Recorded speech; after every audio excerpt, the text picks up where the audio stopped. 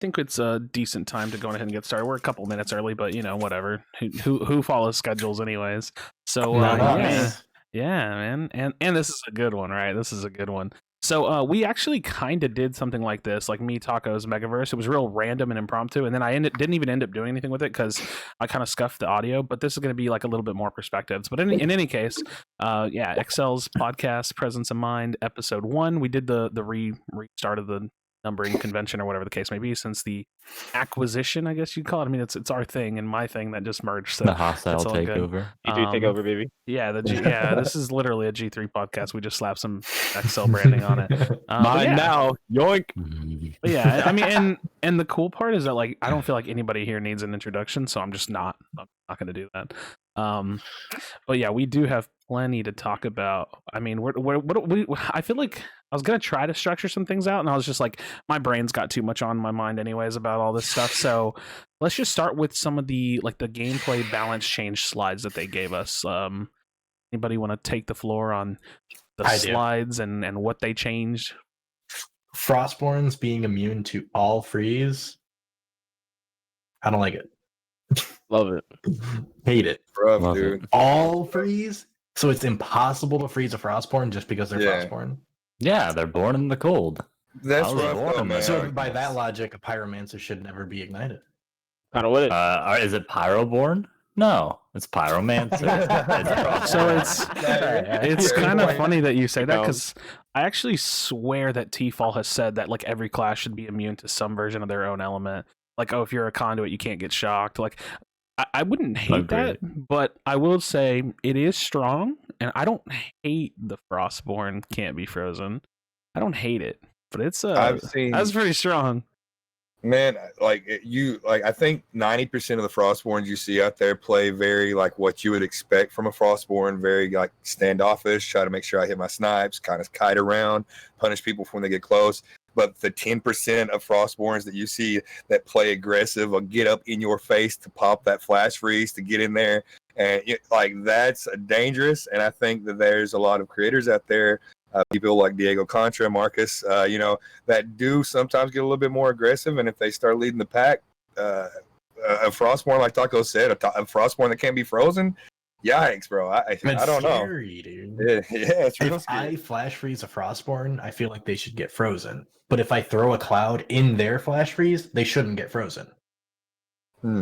That's my thinking of it. It's interesting. I understand that. I feel like it'd be hard to code, though, you know? Maybe. Well, the whole game is hard to code when you think about it. That's fair. Yeah.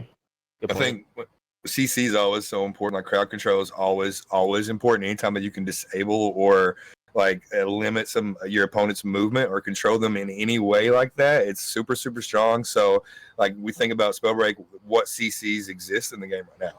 We got Flash Freeze, we got Tornado, a little bit of the toxic puddles. Like there's not tons of CC out there. And in my opinion, I would argue that Flash Freeze or Tundra is probably one of the most prominent, most used CC. So absolutely.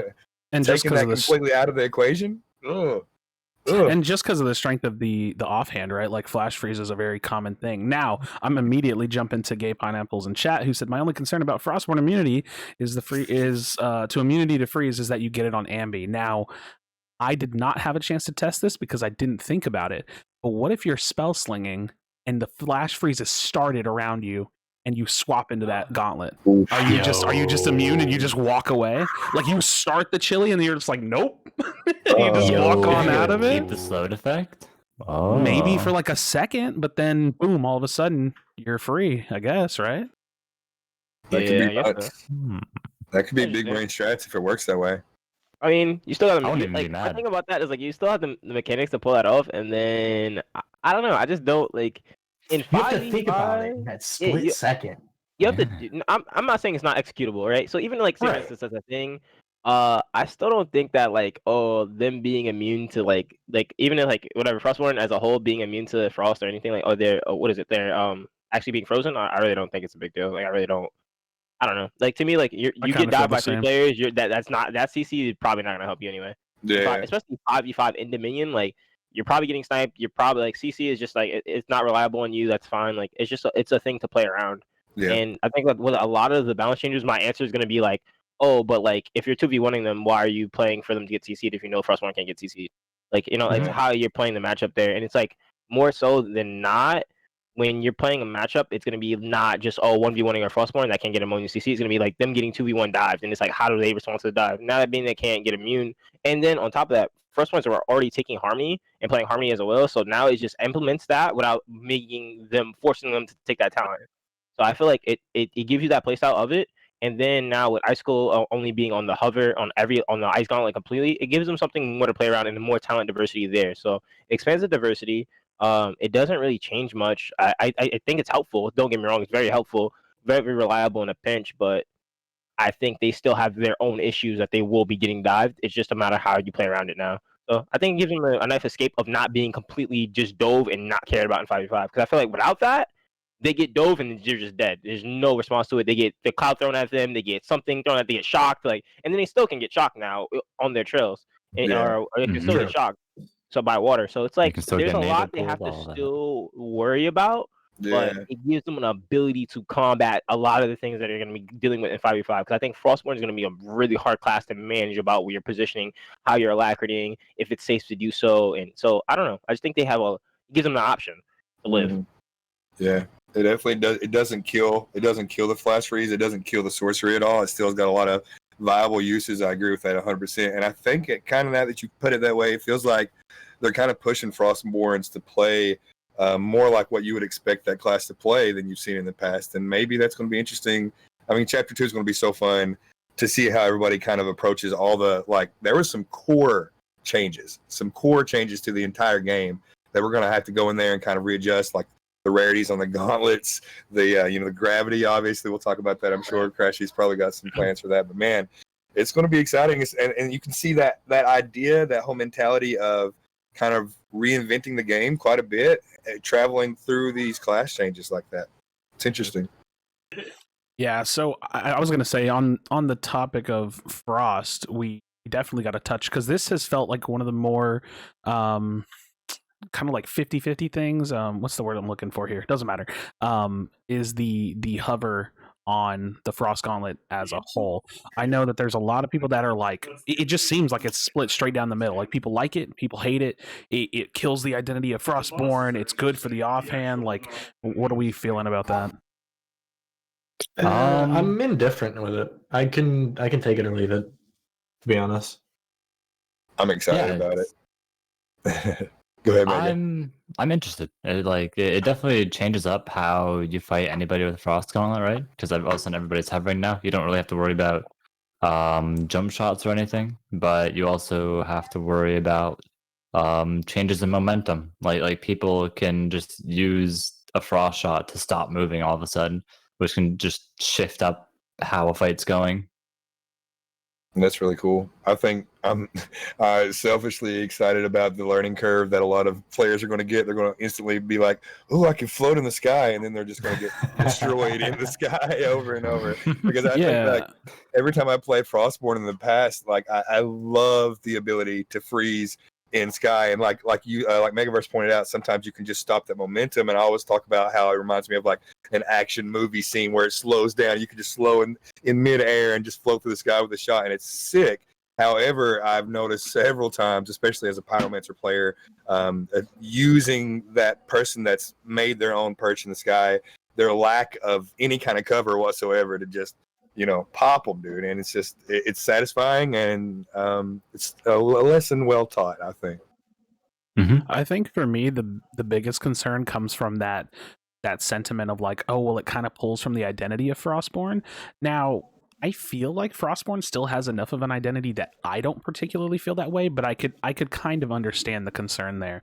That said, I feel like it just adds to the game. It doesn't really detract from the game or subtract from the game at all. Like, when I use Frostborn, I love that feature. So having it on the Frost Gauntlet, to me, like, I'm all in. Like, I'm good with it. Like, I don't care if they take it out. Like, let's say hypothetically it was hated across the board and they took it off. Sure, whatever. Then we're back to where we were. But having it in, I'm kind of dope. Like, I think it's dope. I think it's cool. It's like alpha.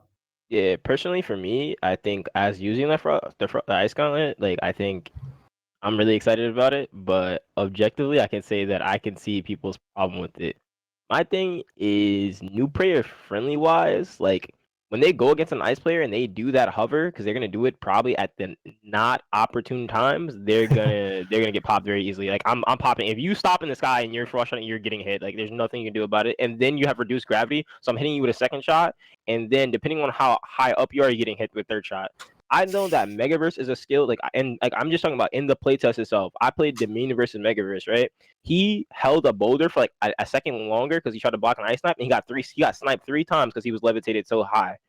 Like so I'm saying, like, I don't think that personally, like, it's going to be a great mechanic that's gonna be, it may be easier and it might appear cool, but I think it's gonna be really detrimental to new players that are using frost that aren't very conscious. And because I really see with the current reduced gravity, like, more veteran players are having a problem trying to see how that even aligns with it. So having reduced gravity and then on top of that having that hover, you're gonna be falling and just in midair for a long time, and you kind of don't want to be there. So I'm concerned about how that affects like the Ice Gauntlet's effectiveness as a whole. Plus, we didn't see like a damage nerf on Ice Gauntlet at all. So I'm very, very concerned about it. Like I don't think it's good for new players. I don't think that's a new player friendly mechanic. I think it's like a setup. Yeah, it is.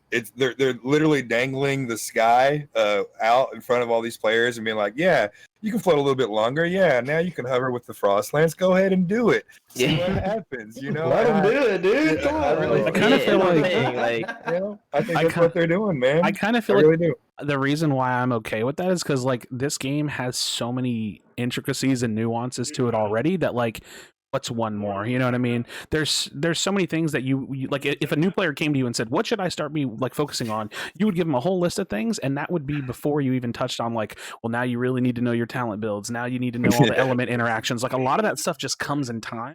And like, dude, new players are running around with Featherfall and Wolf's Blood and stuff. You know what I mean? I feel like adding that one little mechanic on top of it is. I don't know. I think it's hard. Like I think it's like me personally as an ice player, like I'm cool with it, bro. Like I think that ice mix-up fights now between like good ice gauntlet players are gonna be kind of whack because like it's gonna be like, oh, do I stop in the air to use ice skull or do I just fall so I don't get sniped faster? So like I don't know. I think the ice fights that you get into with good players are gonna be kind of whack, but I mean like. The jump shotting was cool to me. It was like a cool thing that you had to line up the shot behind a cover and then jump. Like I mean, like just stuff like that is not as available. So I don't know. I think it's gonna be different, but I'm not opposed to it. Man, I think when I think about like what's exciting for me about Spellbreak, a lot of the times, think about these sick frost shots or hitting like a long range midair fireball or catching somebody exactly when they touch the ground, with these shockwaves or whatever. These a lot of these times that's super exciting. And I honestly, when I look at it and I analyze it, a lot of it has to do with high risk, high reward situations where, you're lining that shot, you're waiting for that moment. If it lands, you get the kill. If it doesn't, you're in trouble. Same with a lot of the other gauntlets. And I think that's where a lot of the excitement for me personally comes from Spellbreak. And I feel like if this idea of like dangling the sky and the hover and the frost gauntlet in front of these players come into play and they have to make the decision, do I hover or do I not? Like you said, it's going to be more of a high risk, high reward situation and more often. So maybe that's why they're pulling us toward that direction and they're hoping that excitement keeps happening. It's going to take time, man. We just have to wait and see how it plays out. Speaking of waiting to see how things play out, I'm not gonna lie, I was kind of leading y'all into this discussion, and then Talkohsss, he kind of yoinked it and pulled the cloth out from under the dishes or whatever the hell saying I'm trying to say here. I was really I was praying. You ever seen when people like they try to pull the tablecloth and then all the dishes stay there? That's what I was trying to say, but my brain doesn't work.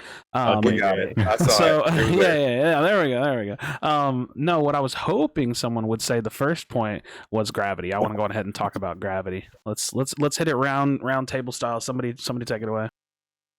You don't like it. I think you get used to it. Look. I'm used to 35% less gravity. Well, this is 25%. So this feels almost exactly the same for me, except it feels like I'm always wind jumping. I can live with it. I would prefer not to, though. It feels like it takes away from the speed of the game a little bit.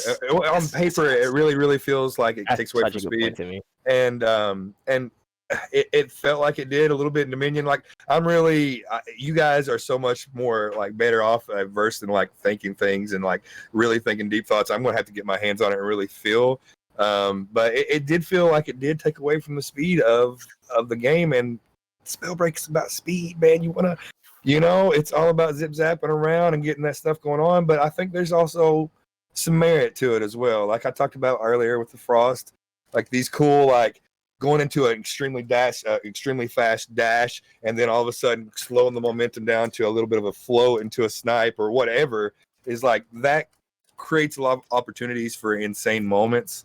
Whether or not that it's going to happen, we're just going to have to wait and see.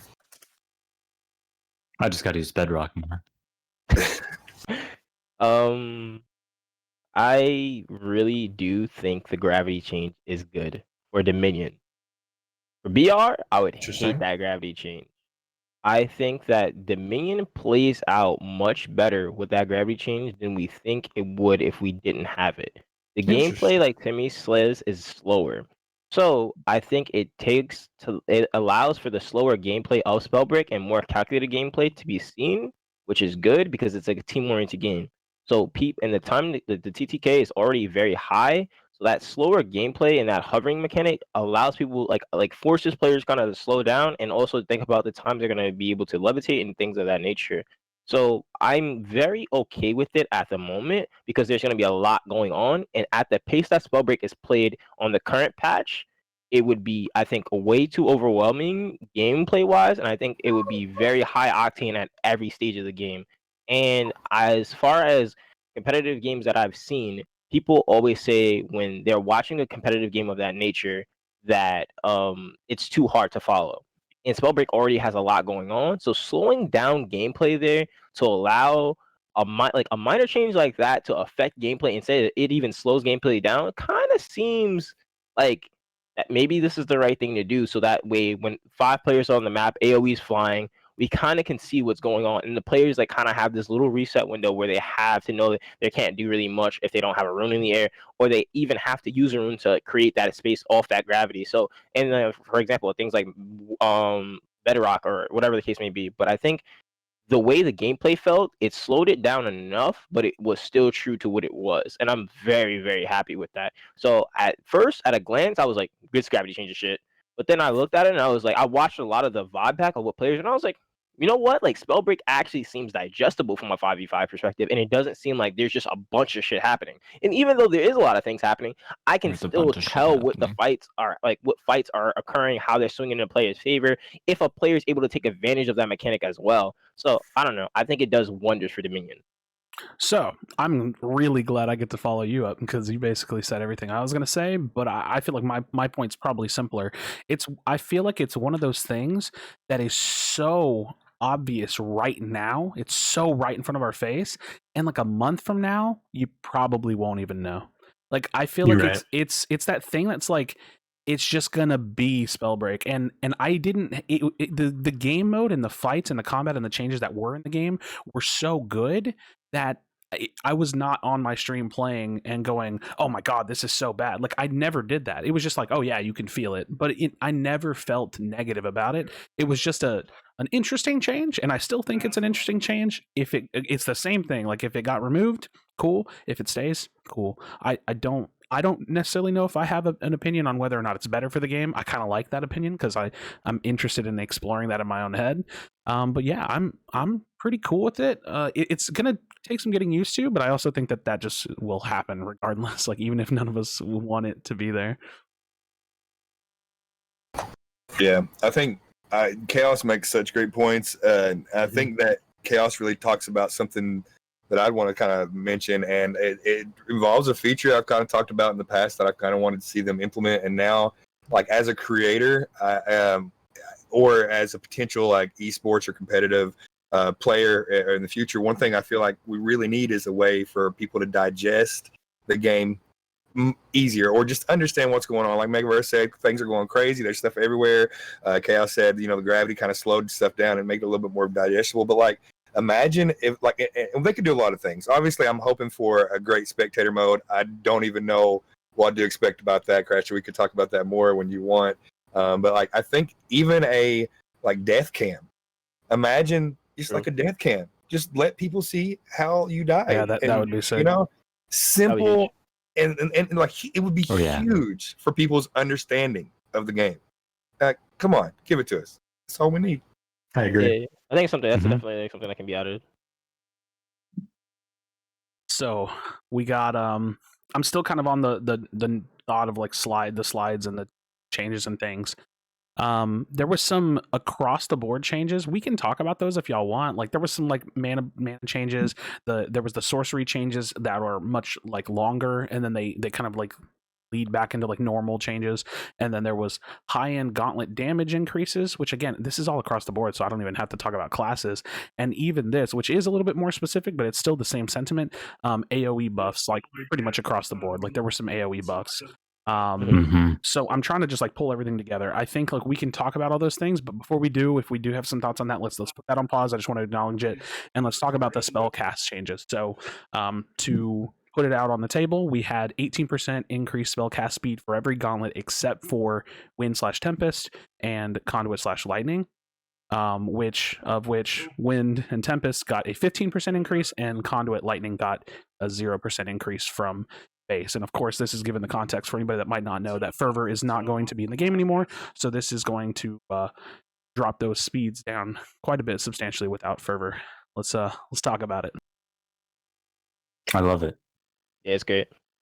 Everything I wanted. I mean, I would prefer Wind to go to not get one either, but you know, like It's still everything else. still able to play against it. It's like actually feasible. Like I think it's perfect. If you complain about those changes, you were probably abusing a mechanic that shouldn't have been in the first place. It feels good. It feels good, in my opinion, overall. I agree. Base Fervor is all Wind really needed for the movement specifically. Y'all really gonna make me do this? I gotta be the one. It's gotta be sure. me. Oh yeah, it has to be. Conduit sucks You're to gonna play. say Conduit needs it? I don't care. It just sucks. It just sucks to play. Here's my point though. Why not drop the damage down, nerf potential energy, drop the base damage down, and give us the speed? Why go for the change that feels unintuitive and clunky when you can achieve the same goal in a different way? That's why because I it don't seems like like it. the gameplay is slower in regard. I don't know. Me personally, I've played against Gigabyte and I played against T-File and thing, and I felt like I was still being like beamed, Yeah. but I had a chance to get away. Gigabyte So was shit I that wasn't game. like Mhm. I still didn't feel like I wasn't like, oh my god, he can't like it didn't feel.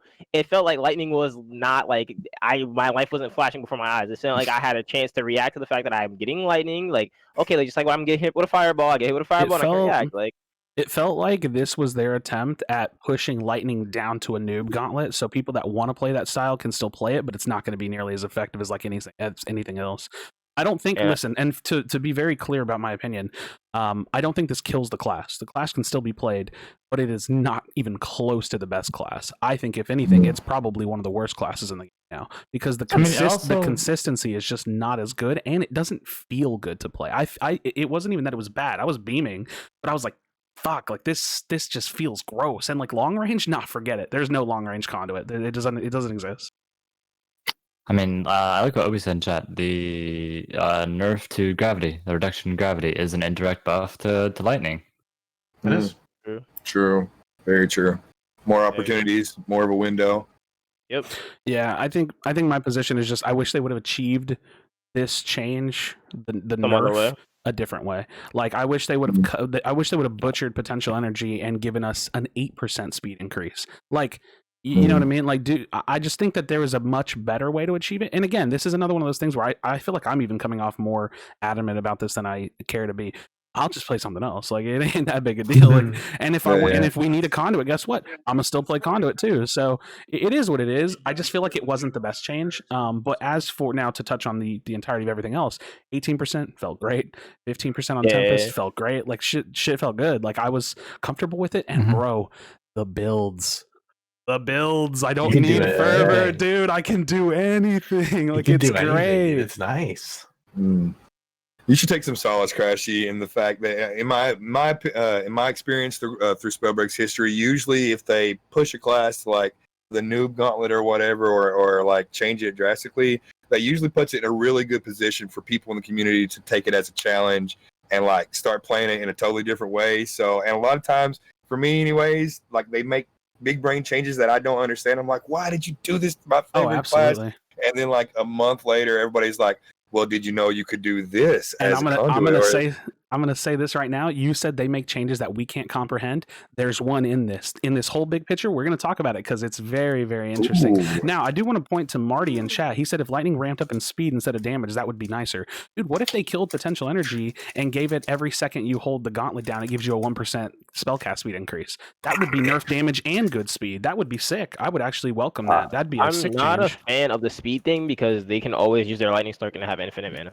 So no, I'm not. I mean, Well, it would you have a can cap. It would also have a cap, right? Like it's not But you like could they just go up to they like, also have lower circle cooldown now, so they get unlimited mana more often. So I'm not a fan of like them getting speed and like thing. Like I just think it's just a matter of you managing your runes and CCs, and then you're just like able to put out more damage more effectively. It'll That's just be a fair. more optimal thing. So I think like right now the change they made is actually pretty fair. I'll stay with that. Dude, I want to BR. I mean, I want burst conduit. I just want a battle rifle conduit, man. Just I definitely feel like Conduit hasn't like been it used to be. fully actualized. Like Conduit is still very much so like on the drawing board for like, what are we doing with this thing? But it's close. Like I first of all, I'm going to say it. I enjoy playing the class. I've always enjoyed playing the class. I think I enjoy it a little bit less, but also I'll probably still play it. Like it's fun. It's not dead in the water, so Conduit mains don't have to be too worried. I feel like it feels worse for sure, but that's kind of like what a nerf is. And I think It's it's okay. pokey. Like it's more pokey though. It's like more like in a game like game mode like Dominion, it's very reliable poke damage. Wait. Very reliable. Did you say it was a tier 3 sub? What? What'd you say? Hmm? I said it's very He said reliable poke damage. No, what did you say at the very beginning? It was like the first thing you said. You said I it's said- very Pokey? Oh yeah, so tier 3 sub, right? sub to Krashy. Boy. Sub to Krashy. How do I leave? I'm so Anyway, so like, do we sorry, take it out? dude. Like, I'm okay. so sorry. I hate it. I hate it here, man. Anyway, that's just trying to be funny for the day. So there's That's that. right here. Got it. Yep. I did it. He's gone. Welcome back, Megaverse. Jeez. Oh, But God, dude. you gotta pull the cringe out, bro. You gotta. I see. You had to, right? But it's fine. I think it's very reliable poke damage. I think it's like you're never gonna be able to full burst a person, which is kind of good. It's like, hey, I tapped this guy for 30. Hey, I tapped this guy for 40. Oh, he's half shield. Like I feel like it's a very reliable poke damage from anywhere on the map, and that's good because I think it fits an identity that not any other class can fit.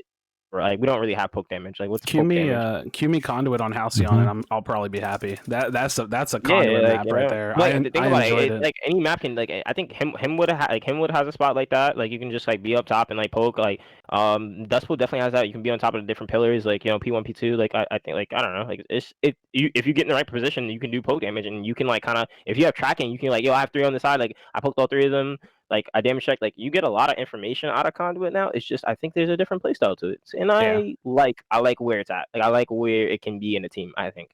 That's how I'm always going to approach everything like how does it look in the team versus how does it look 1v1. And I think that there are certain things that look really good 1v1 and certain things that look really good team. And I think like, oh wow, like when I look at it together, I'm like, yo, this is going to line up nice in 5v5 because not everybody is good at 1v1s and not everybody's good at team play and not everybody's good at this. So it's like, oh, like you actually have to take those things into account. Oh, we have a bunch of poke damage. Like that's gonna suck. Like, I think if you take 5 conduits now, and I'm like, oh, okay, like, you put them together. I'm like, that's kind of just like, oh, you guys are poking me. Like, all right, great. We're just gonna like burst you down, like in the front line in, like So it's like, I think they've made really good intuitive changes that keep those things in mind. And I'm like, you know what? They're kind of big brain. So until I see something like not play out well in 5v5, and I see it has no use, then I'm like, yo, that's dog shit. We need to change that. Because everybody should have a purpose, and that's like good. Like if you fit a purpose and you fit a role, you do something well in the game that any other class cannot do as well as you. I think that's like where we're looking for, and that's where we want to hit the mark. And I think looking at all the changes, looking at some of the VOD back, looking at like some of the people's different games that they played, I was like, okay, like everyone like played a class and it fit a role in the team. So I think that's pretty cool. Yeah, I don't think that the creator event that we got wasn't even a good we haven't even seen Chapter 2. We haven't even seen Dominion what it really is. Like we haven't been able to coordinate. Like, we don't know what like stacked teams are going to look like. We don't know what strategies are going to come through. Like when we see the Element tournament on the 7th, I'm like that is when we'll get the taste of what it's really going to be like. Some big brains, some good players coming through with like team compositions that are thought out. Everybody has their own role, and that is exciting. I mean, it was fun to get a good look and stuff, but I don't think we can really give a huge like solid, like reliable feedback on how viable these things are until we get to see them in that atmosphere. Like we got our hands on it, but like we haven't even seen the real deal yet, in my opinion. Yeah, it's kind of impossible to predict meta when we don't even like. For me, my biggest thing is because I'm like recruiting for my team and I'm making contacts to people and stuff, and I'm finding it kind of hard for me to make a decision on what I even want for a fifth. Not necessarily who, because I'm still looking all over the place, but what do I want for a fifth position? Because there are some roles that I know I'm going to want, but I don't even know, because I don't know if we're going to be looking at, full on class lock, the 221 kind of lock that we have going into this upcoming event. Like there's so many things that are just still up in the air. And I think, I don't think we have to have that entire discussion just yet, Chaos, but it leads me to that tweet that I made today saying, like, I think that we're going to see more flexibility from players. Like you're going to have not necessarily your whole team needs to be able to flex and play anything, but one or two maybe are going to have to be pretty comfortable flex players. Because it just depends. Okay, if you don't want to lean into that now, I'll just save it for later. Yeah. We'll talk about that later. That's fine. Okay, cool. So we kind of tabled the side discussion about the buffs to AOE. Do we want to go into that? Do we want to share our thoughts on how we're feeling about that? Yeah, sure. It's not bad. It's really, really strong, and I think it's more so just like how new it is. That it feels stronger than it is, but I like that more elemental interactions besides DF are viable. I agree. DF I think that DF is still king. Yeah. But like I feel like other stuff works now. Yeah, this is the best way to probably talk about those changes that we saw on those slides correlated to how it felt in game. I feel like if you look at the paper, like on paper, those changes did not translate into game the way that it seemed like they would. For a lot of them, dude, like people messaged me, and again, we're going to talk about this, but people messaged me, dude, how pissed are you that Talks got buffed? And I was like, bro, you don't understand. It doesn't go that way. It didn't feel that way. Like, so AoE, like buffs, like if you're standing in the middle of the circle and people are pushing you, you're gonna get AoE'd. Get the fuck off. Like just don't stand there, homie. Like and it but is it's strong. not the purpose of AoE. Like is that like AoE is to get you the fuck out of an area that you and so like, does it do its job? Does it do it well? It does it really well. And I didn't and there weren't points when I died and I was like, yo, that's so bust. Like again, I'm telling you, man, like the translation. Did you? Oh well, move. No, I don't know. I got. Should I say it? What happened? Yeah, dude. So I had no runes up. It was early game. I don't think it wasn't early. I had no runes up.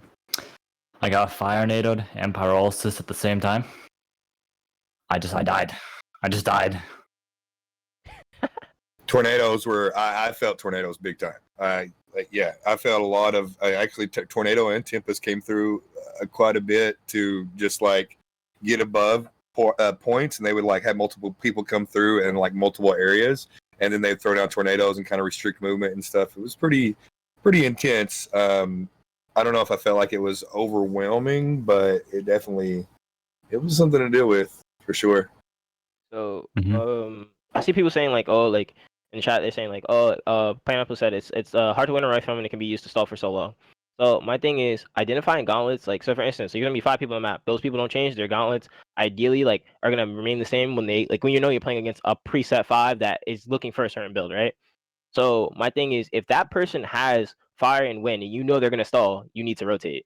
Like that, plain and simple. Like you can't get stalled out there, or you need to ape that person and 3v1 them. Like it's gonna be something of that nature. But like, or you need to force a DF NATO to clear it. or whatever. You need to force the DF out before your team even gets there. Because if you force a DF on one player, then it's like, all right, cool. Like no DF, like DF down, like cool. They have cooldowns. Like yo, like that person's out of there now. Like they have like just close range combat. So if I poke them down, or if I get lightning and they get ice shot, like they're in peril, and they have no cooldowns. They have no firewall. They have no cloud. Like there's something to answer back to that. And my thing is, you have the option now to where if you fight something and you're getting stalled, you are making a bad play.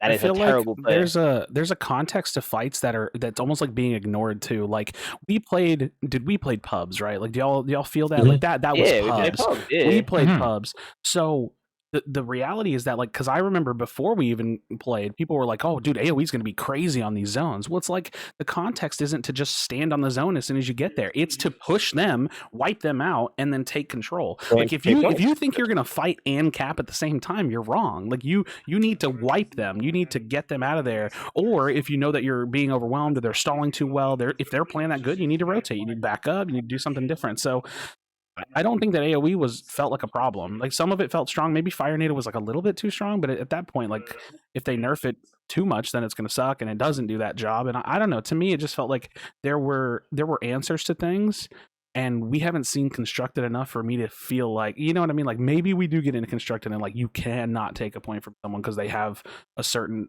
set of combos that they can toss on cooldown from each other, like a couple Fire Nados or something. I just don't think that's going to happen.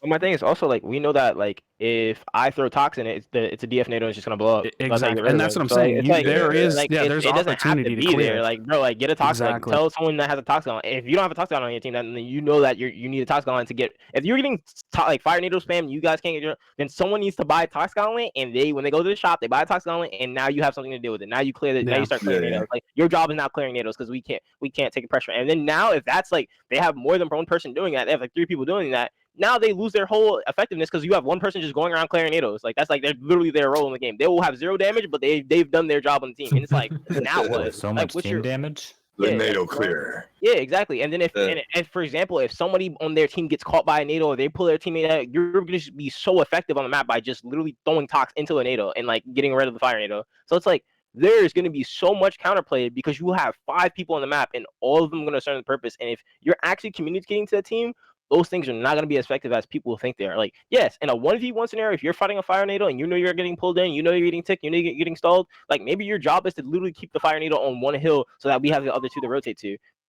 That may be your job, but like we don't know how these games are gonna play out yet. And I feel like when we like, don't get me wrong, Element Dominion Draft Tournament is gonna be like a good showing, but like that's gonna be semi-coordinated teams. Like we're talking about like get a full 5 that you want to stack with. Like you're gonna have T-File, Death, Kamski, whatever on the team together, and it's like they're gonna make plays that are different. So it's like I don't know. I think you have a lot of room for things that are strong to not be strong at all because they're just getting counterplayed. So that's where I'm at with a lot of it. Mm-hmm. Yeah, I think again the simple point to me was like when I looked at those changes, I was not happy with a few of them. I was confused by some of them, and then when I played, it was all gone, all of it. Like not a single complaint. It just nitpicks, and if I'm nitpicking that, like that's good. Like I'm glad that my only complaints are like tiny complaints. Yeah, I think honestly, the people that are like worried about AoE or had concerns about AoE, I think that. But that's happening because there's a very clear distinction that needs to be made for the players that haven't had a chance to get their hands on it yet. And this is something I had to learn the hard way, is that this is not your typical defend or capture and defend mode. Like it's Dominion. Yeah, you've heard things like it, but you'll soon learn that it's got an extra little aspect to it, a little bit of a MOBA type thing where you have to worry about creeps. You can't just sit there and, hold the point and then win the game always, because pretty soon you're going to get bombarded by players that are much more powerful than you that have been taking this time to get the scrolls, get the gear, farm the creeps, get the boons, all that stuff. So it's not your typical defend and your capture and defend mode, you guys. It's not like something you've played before. In my opinion, they've really done enough here to make it stand out as its unique thing. It feels like I'm playing a MOBA, but I'm also playing a shooter. I think I even tweeted out about like, is jungle a viable role here, or do people just need to be, self-reliant? And I think that'd be fun to talk about as well. But like, it's really not one of those modes where you set up shop in the circle and, AoE is going to be horrible because they're going to push you out. You're not always going to be on that circle. You're going to have to be farming creeps, making sure that you are aware of that circle and close enough to defend it when you need to. But like AoE I think that's one of the biggest reasons why AoE is not as nearly as an issue as people kind of thought it was before. Yeah, I agree. And the other thing that like I loved about the camps, I will talk about the camps and what I think should change about them, like the Valguard groups, clusters, whatever we want to call them, camps. I like camps. It worked for me. Yeah, camps. Yeah, cool. We're gonna call them camps then. The thing I liked about the camps is that they were so much more frequent than I was expecting, that it adds an entire layer of depth on your own individual decision making. Like, how greedy can you get? You know what I mean? Because there are some times where I'm straight serious. I was like, all my teammates are good, and I'm sitting here farming camps. I look up, and it's like the sun zone has been captured, and I'm like, shit. Like my bad, boys. Like my bad. So yeah. Speaking of the camps, I think their aggro range is too far. Yeah, I was gonna say the same thing. They're just and the crazy thing about this is that it didn't feel like, oh, that's busted, I'm dying all over the place. It just felt annoying. Don't get me wrong, they hit you. They will hit you, and it sucks, but it was just like, dude, what am I like? It's like when you got like a fly around your head and you're just like, fucking, like you're just trying to catch the damn fly. That's what it felt like. So if they could maybe, you know what I mean? I spend so much time using Stone Skin because it's only +3 now. So many hits. And then just I get slapped 3 times and 5 shockwaves are useless now. Yeah, they're a little too far, and I think I will say that if the range is too far, I don't think I would feel like they're so plentiful. I was gonna say I think they're too much but I think that's mainly because of the range being too far. Like their aggro range is exactly, yeah. And then they move, like they move out of there. Yo, I'm like, whoa, like you cannot. I'll say one thing I really liked about it though, like if this could stay and they could nerf the range at the same time, is like there was a couple fights where I would lose like LOS on somebody, and the Val guards would straight snitch on their ass. Like I know exactly. I was like, oh, there you are. Like I was just like tracking the Val guards noodles. And I was like, okay, that's kind of cool. But yeah, no, I definitely think they could pull that range in a little bit. And honestly, other than that, like camp wise, zero complaints. I thought they died quick. It felt fun. Like it felt fun to kill them. It was rewarding because, dude, sometimes like it'll be like the first kill and then boom, there's a blue dash on the ground. So holy shit, like that's a massive upgrade. Really good. Like I would have there was like a game I had like a white flight, a common flight, and I got a blue dash on my first Valguard kill. I was like, holy hell, like it's massive. So nice, dude. Changes everything. I remember I had a common Frost gauntlet and I saw a fire and I was like, crap, I really wanted to play Tempest Frost this game. And then I'm like, oh, I have Spellslinger. So I just instantly had a rare fire at the start of the game. That's nice. I really think that that's another thing they can do is pinpoint where the Valguard camps are on the map. The map would be very helpful for pinpointing like exactly where the Valguard camps are going to spawn. I think that would be nice. I also think that it would be nice if they put like a neutral Valguard camp, like kind of towards the center of a neutral zone, and kind of make that like spawn like Epic Gear or something, and that spawns less frequently than the others. That would be super, that like what, like maybe like a total of like 2 times the whole game or something. Yeah, that way it drops that like cool. that would be really cool because then like I feel like the thing I don't want is that I don't want some teams just to ignore Valguard camps. I want them to be like, oh, you have to play for this one, like, or you lose out on a big loot advantage, which would be cool, really cool to me. And I think that like that might like that really might swing the power of things in a certain way. It'd be the mana vaults of Valguard camps, right? Exactly. You know what I mean? Yeah. So, like you could beef them up. Yeah, exactly. And it's like maybe it spawns every 2 minutes. I don't know what if you would have to look at the duration of a total match and see how long the average goes, and then like put that basically so it like only spawns twice a match, which would be really, really cool. It'd probably be like every 6 minutes because I felt like the majority of my matches felt like 12 minutes or something. Yeah, they were around there. I think I only had one that went like literally the full distance. Yeah, so like I don't know. In my head, it kind of functions like in domination, like your power up and pickup or whatever the case may be, like or your like Halo, your invis like camp like comes up like whatever. Like I think it would really function as another something else on the map to do other than just camping points. So. Yeah, I think that'd be really cool. But yeah, the total overall sentiment for me was like, yeah, I was cool with it. I don't want to say I was worried about it, but like there's definitely a layer of like it could have felt unimpactful to have them there. It could have been way like really annoying if they were super strong, like aggro wind spamming you or something. You know what I mean? It could have been like actual bots that we know and love. But nah, man, they felt pretty good. Like I was pretty pleased with the bot system as a whole. Yes, Speaking of systems, what did y'all feel about the merchant? How the RNG, the control of getting your gear? Let's jump into that topic. I always got what I wanted. Yeah, like off drop at the very start of the game, even if you have to reroll twice, you're going to get what you want. And it's not like you're using the rerolls for anything else. Yep. Definitely something I had to like get used to, like using my rerolls effectively, and like just figuring out like what I needed for that round. If I was having an issue with mobility, I would like use my rerolls to focus on getting my rune, and sometimes I get lucky and get multiple rarities in one go. And I think the boon system took me a little bit like you guys probably picked it up like that, but like it took me a while to focus on filling that up and going back when I had 3 and making sure that I wasn't wasting time or kills or whatever. But that I system felt definitely, great, man. yeah, I definitely had a couple games where I literally forgot. Like the early games, I forgot I could. Yeah, early call. games. I just wasn't thinking about it. So that's like a time learning curve, right? But I think for the system, there was only like this is I'm gonna lay out what felt like my worst case scenario. Worst case scenario, I had like everything I wanted, but the instead of a dash, it was like a spring step for a little bit, or instead of an offhand tox, it was an offhand fire for a little bit. Like it was. You are never ineffective because of RNG. Like never. You will always be effective. You will always have something usable. You will always, and it may not be that exact build, but it doesn't matter because you're gonna get there. And even if you don't, like I played a full game of Stone Shaper Tox because it literally never rolled me a fire. But Stone Shaper Tox is fine. Like it's fine. Yeah, it's good. And as for the blessing system inside the boons, my biggest concern, and this was the concern I first voiced whenever they did that Dan and Jesse stream where they were talking about some extra things with the game mode, is I was like, what if you literally never roll armor blessings? And it's like, nope, they covered that too. They have a chance to roll up on those 3 pages. They have a chance to roll up on a full page of blessings. And that full page of blessings where it's like it gives you every single one, it's guaranteed. It always will come up. Like you will always get one of those at some point in the game. It's like I think it's like on your like 3rd visit or like near 3rd visit. So like there's never a game where you go like half the game without armor. That's not going to happen. Like the system is impressive. I was worried about it. I thought like, man, there's gonna be some games, but no, dude, it was impressive. It was good. Yeah.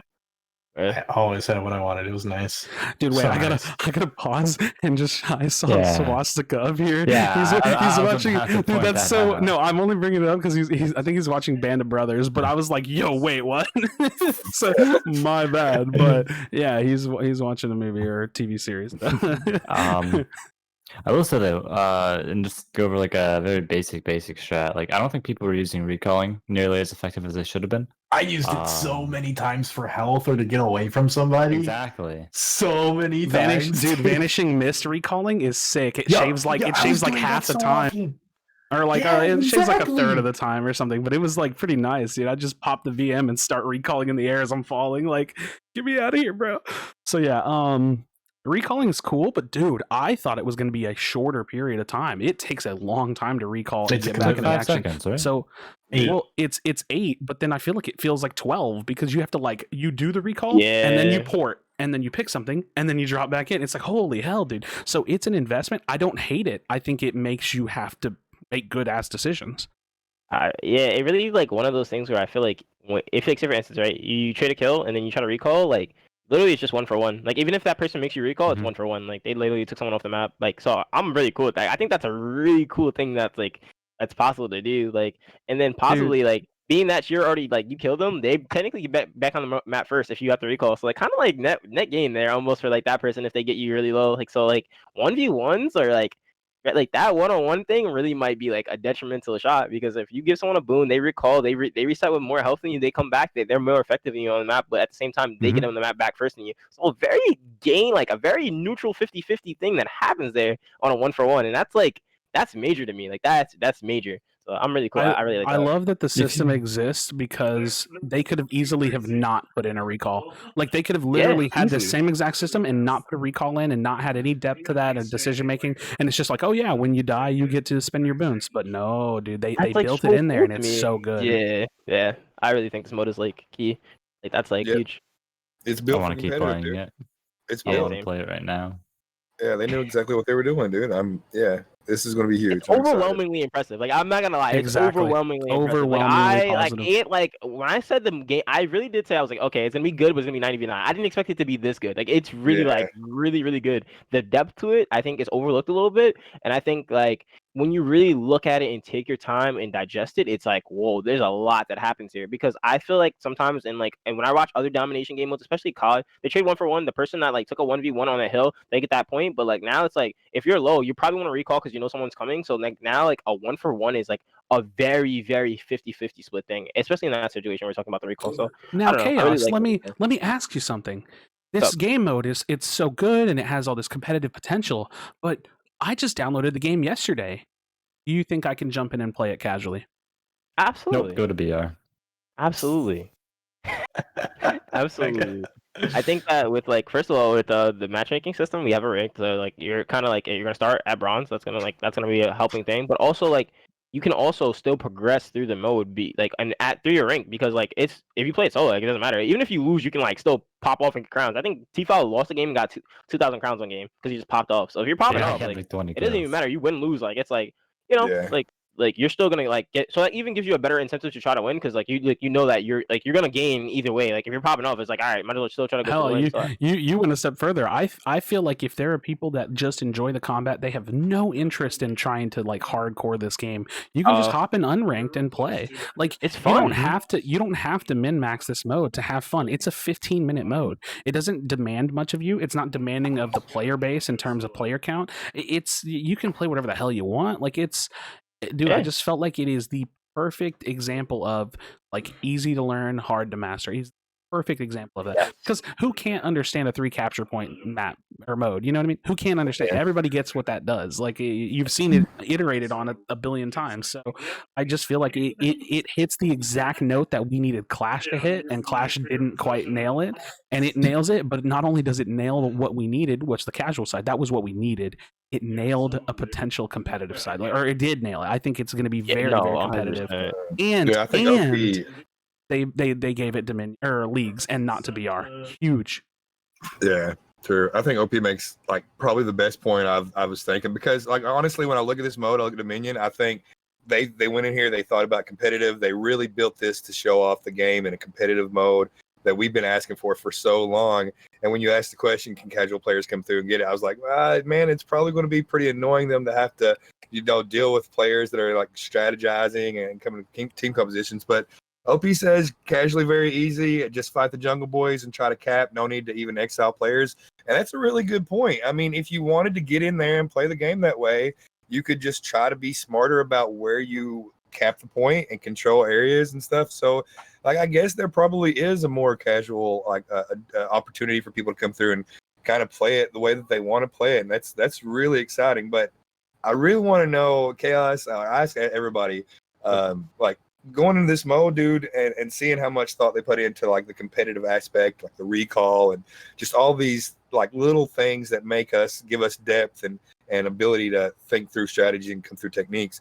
Do you think, with as much attention that they put into giving us this mode, that they're going to give us a good spectator mode to watch it all play out? Because it feels like if they thought about it this much, man, and they put as much, work into making it a competitive mode, they at least want to give us a good way to watch it play out, I think that comes with time. I think that like that We're not definitely getting a comes with spectator. time. Yeah, we're not getting a spectator now, but I'm okay with that because there have been events that happen that like player POVs aren't used. Like we literally play Twitch Rivals with like player POVs through the whole thing. So like I'm not really concerned with the overall spectator of it because even from watching it over like as like just from a player POV, like it's really sick. Like I really don't think it's like too hard to digest. I think you still get a lot out of it. I think you won't get the nuances like that. A commentator or anything will be able to bring you with those POVs, but you still get a lot out of it. And I think like spectator will come, but I think right now we enjoy ranked. We set a competitive stage for it, and then we'll see what happens. And I think that apparently from what they were being transparent with it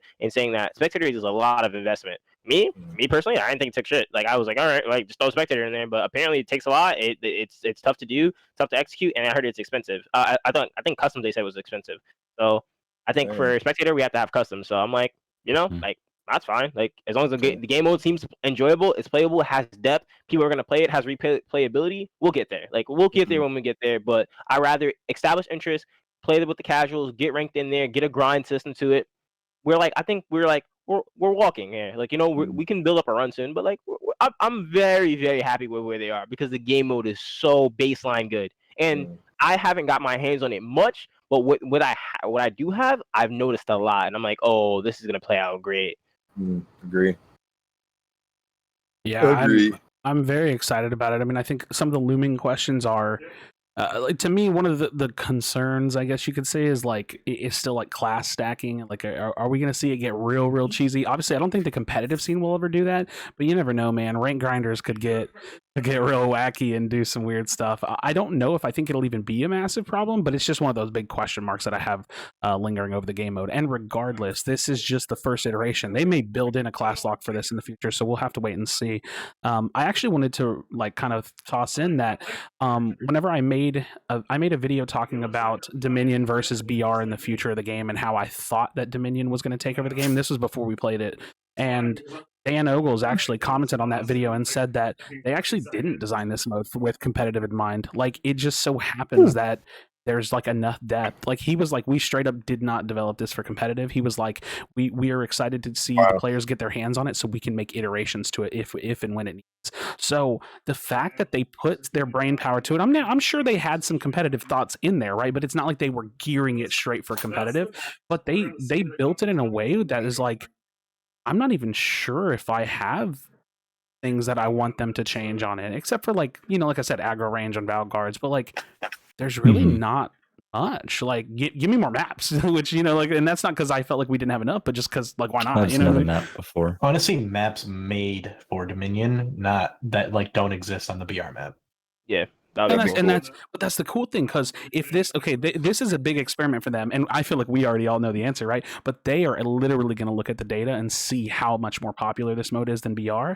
And if the numbers are there, it's that if you build it, they will come. If the numbers are there, they'll build the maps, right? You know what I mean? Like, because why not? Later BR. You know what I mean? It's like BR is Paragon and Dominion is Fortnite. You know what I mean? And like. Yeah. And Paragon's about to, sorry, you know what I'm saying? It's always, I really do feel like it's always going to be there, but like, what's Paragon? Barely going to be there. It was Epic Games game before Fortnite. I think that like with you saying like, oh, we didn't build this with competitive, or we didn't competitively like, set this out to be the competitive mode. That's good. Like, I need you to keep the casual player base in mind because you need to wrap them in first. And I love you for saying that, Chaos. Like, it's 100% facts. Like, that is like that. Like, please, like, I'm so grateful that that's what you're thinking. Like, because we can always. To me, my thing with competitive, you can always add depth to it. You can always make bans. You can always do certain things to make it and gear it. Like, we gear BR for competitive, and BR is like shit for competitive. But like, so like my thing is like, if you give a mode, you lock in the casual player base, you lock in player retention, you lock in those things, and then we do whatever we want to see how it can be competitive. And sometimes it can be, but like my thing is lock in your player base, and I'm happy that like they were able to make such an amazing mode without competitive in mind. I want to see, like, to me that's like, I know it's being a little greedy, but I'm like, then what can you do when competitive is in mind? Like, so like, but like I'm very, that's like an exciting thing to have in the future. Like, I'm totally like, I'm beyond impressed. I would say that. Like, I'm beyond impressed. I didn't think like they were even capable of something like as this good on their like not competitive side, They constantly do things that they just want to see on their own as gamers that make games, and they just keep making things that people want to play as competitive players in esports. Yeah. I mean, when I first picked up the game, even back in pre-alpha, just the movement and the attacks and the combat is just like, bro, I want to fight against somebody that knows what they're doing so I can see how, where I stand. I want to push myself. That's why we're definitely going to jump into leaks here in a second. I want to read the comment that he left because I went and found it while we were chatting a little bit. This was 2 weeks ago. This is before we played it. And he said, good stuff. Whether the new game mode is something the competitive community will gravitate toward is something we'll be watching closely. It wasn't designed for esports per se, but like you said early in the video, designing for esports first is not necessarily a good approach.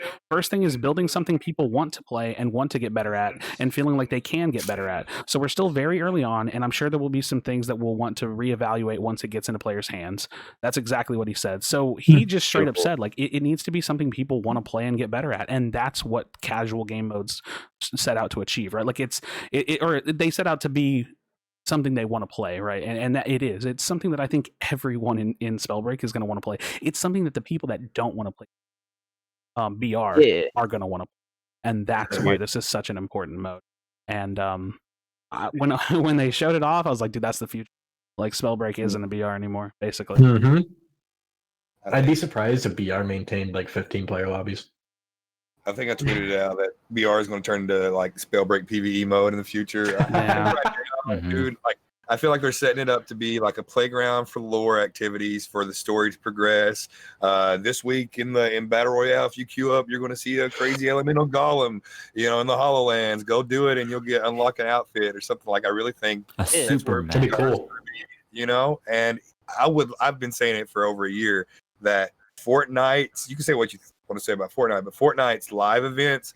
Or as a gamer, one of the most impressive things I've ever been part of. Yeah, and not only is it just awe-inspiring just to watch the work, but like it, as somebody that wasn't even super into Fortnite, whenever I stopped playing, watching those and being part of the live events made me feel more part of the community, and that's super important for anything. Like having a community that's passionate together, that's huge. So I would love to see that happen in BR. I think we're going to see it.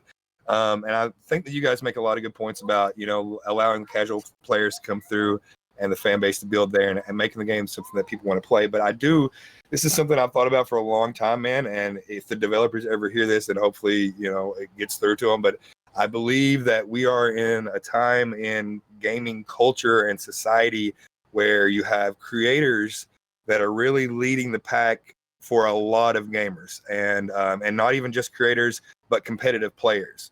And a lot of, for me personally, I like to play a game that I can get into and not just get my ass handed to me over and over.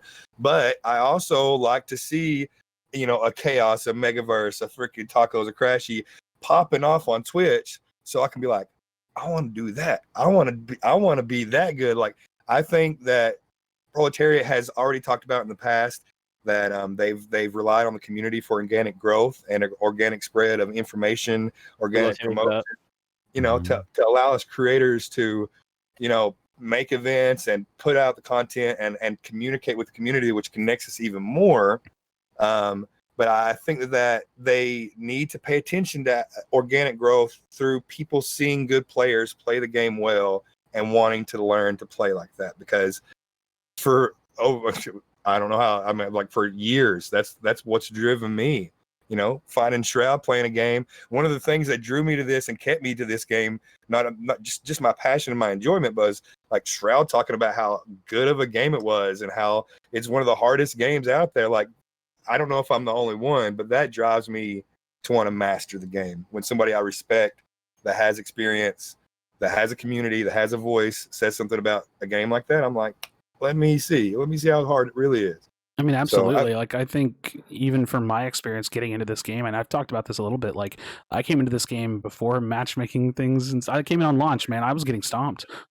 And I like it was very disheartening. And then whenever I was faced with a decision that everybody was faced with, whether or not I want to keep grinding or if I want to take a step back and quit. And guess what? I kept grinding. And if it wasn't for that burning desire to get better, which not a lot of people, not everyone has that, or they want to see it. And that leads us into our discussion about leagues, because I think that leagues is a pretty big game changer. I don't think the system's perfect. I definitely have like a couple of 2 or 3 criticisms on the system, but regardless, it looks good, and what it's setting out to achieve is very, very important.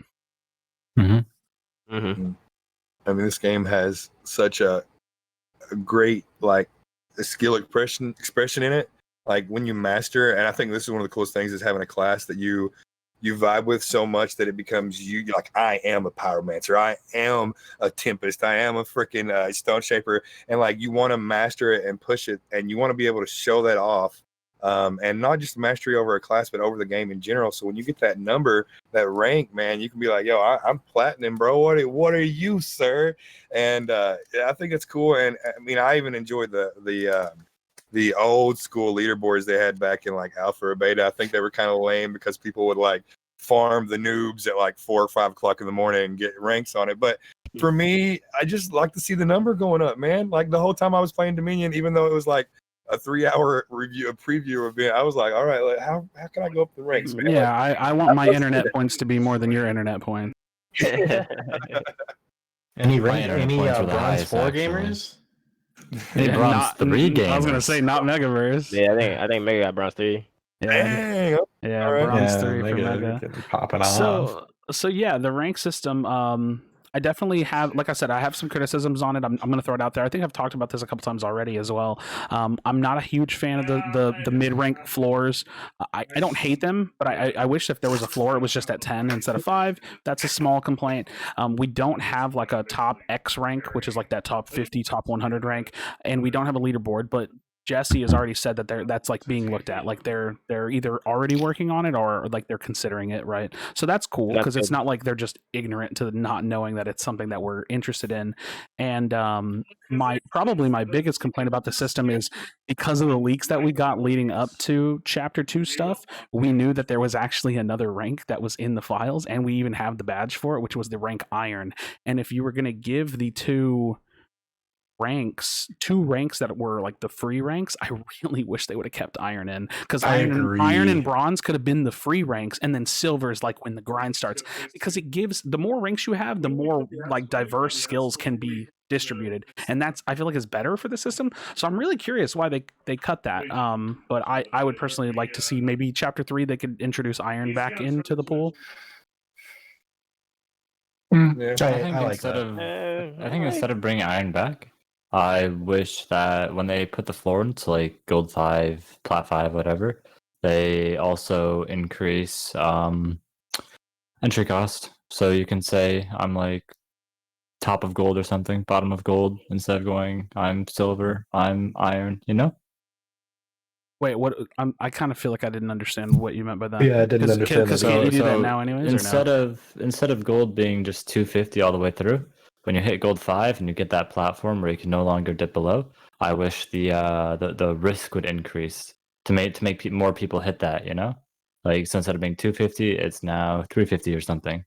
So it's harder to keep climbing after you hit that halfway point. So even though you get to that point, you're still like, even though you can't go any lower, like you're still having a harder time climbing, is what you're saying, right? Mm-hmm. Okay. That makes sense. I mean, I feel like they would have to change the overall crown number as a whole, because like it does get pretty high, and we don't really know what our scores are going to look like in those kinds of games. So maybe, I assume that's already being adjusted. Like, that thing is insane. What is it, 1750 for what, diamond games? I think entry cost. I think it's like. And entry cost for legend is 1500. Yeah, I could have swore one was 1750. Maybe not. Okay. I mean, no, one is 750. That's what one of them is 750. I'm probably just meshing numbers together.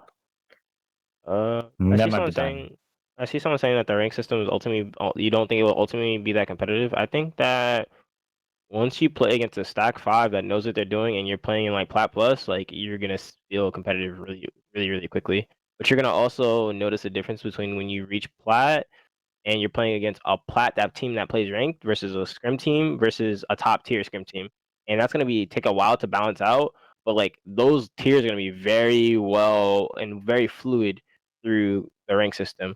But yeah, that's another thing. I don't know. I just really think that when you start putting 5 teams together that have comms and have different strats, it's going to be ultimately very, very competitive, and nobody's going to want to lose, and nobody's going to want to go down the rank. It's just like I want, like Krashy said, I want my internet points to be higher than your internet points, and we both take that very seriously when rank starts getting involved. To the point where we mentioned toxicity. We mentioned, like, I think a lot of creators have went out and said, hey, because rank's coming out, don't be toxic to the community, because like that's how it really gets. So I think it gets really competitive really fast. Yeah, I saw I'll hang out in the Spellbreak official Discord, and I'll sit in like the Discord, like the general discussion in there, and I'll just like chat with people in the community.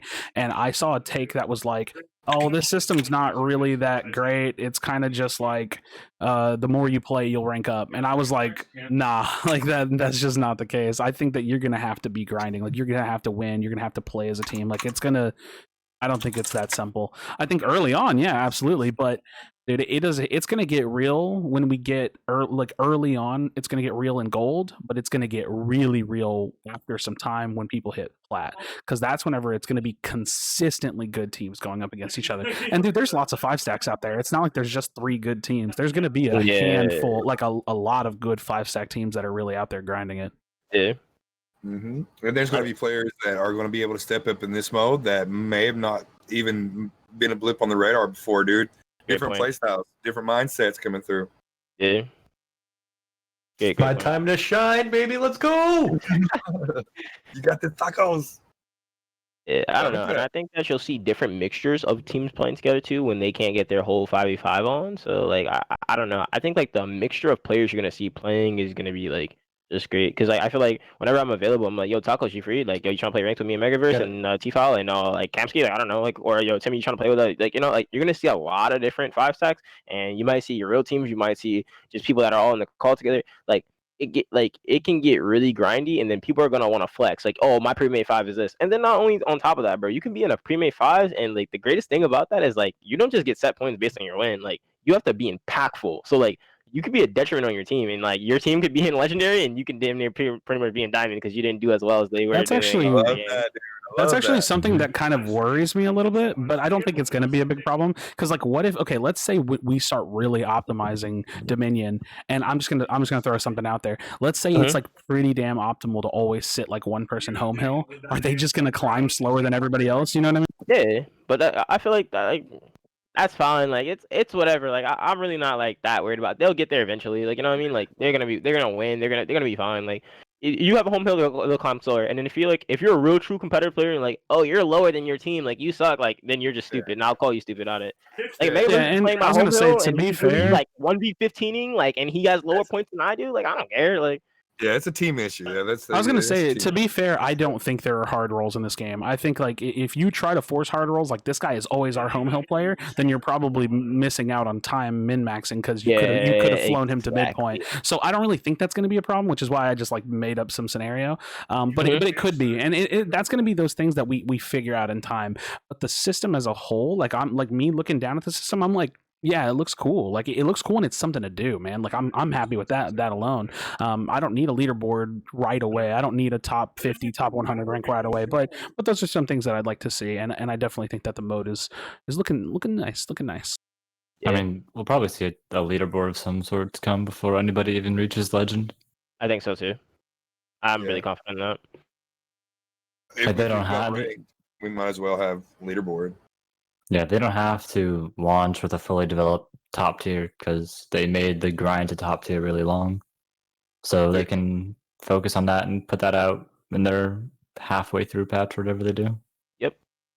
And the community will probably make it, to be honest with you. Community makes everything. And I think if they could get access to, I'm only slightly a nerd, so I think you can get access to the API. You could probably get like the leaderboards and ranks. So.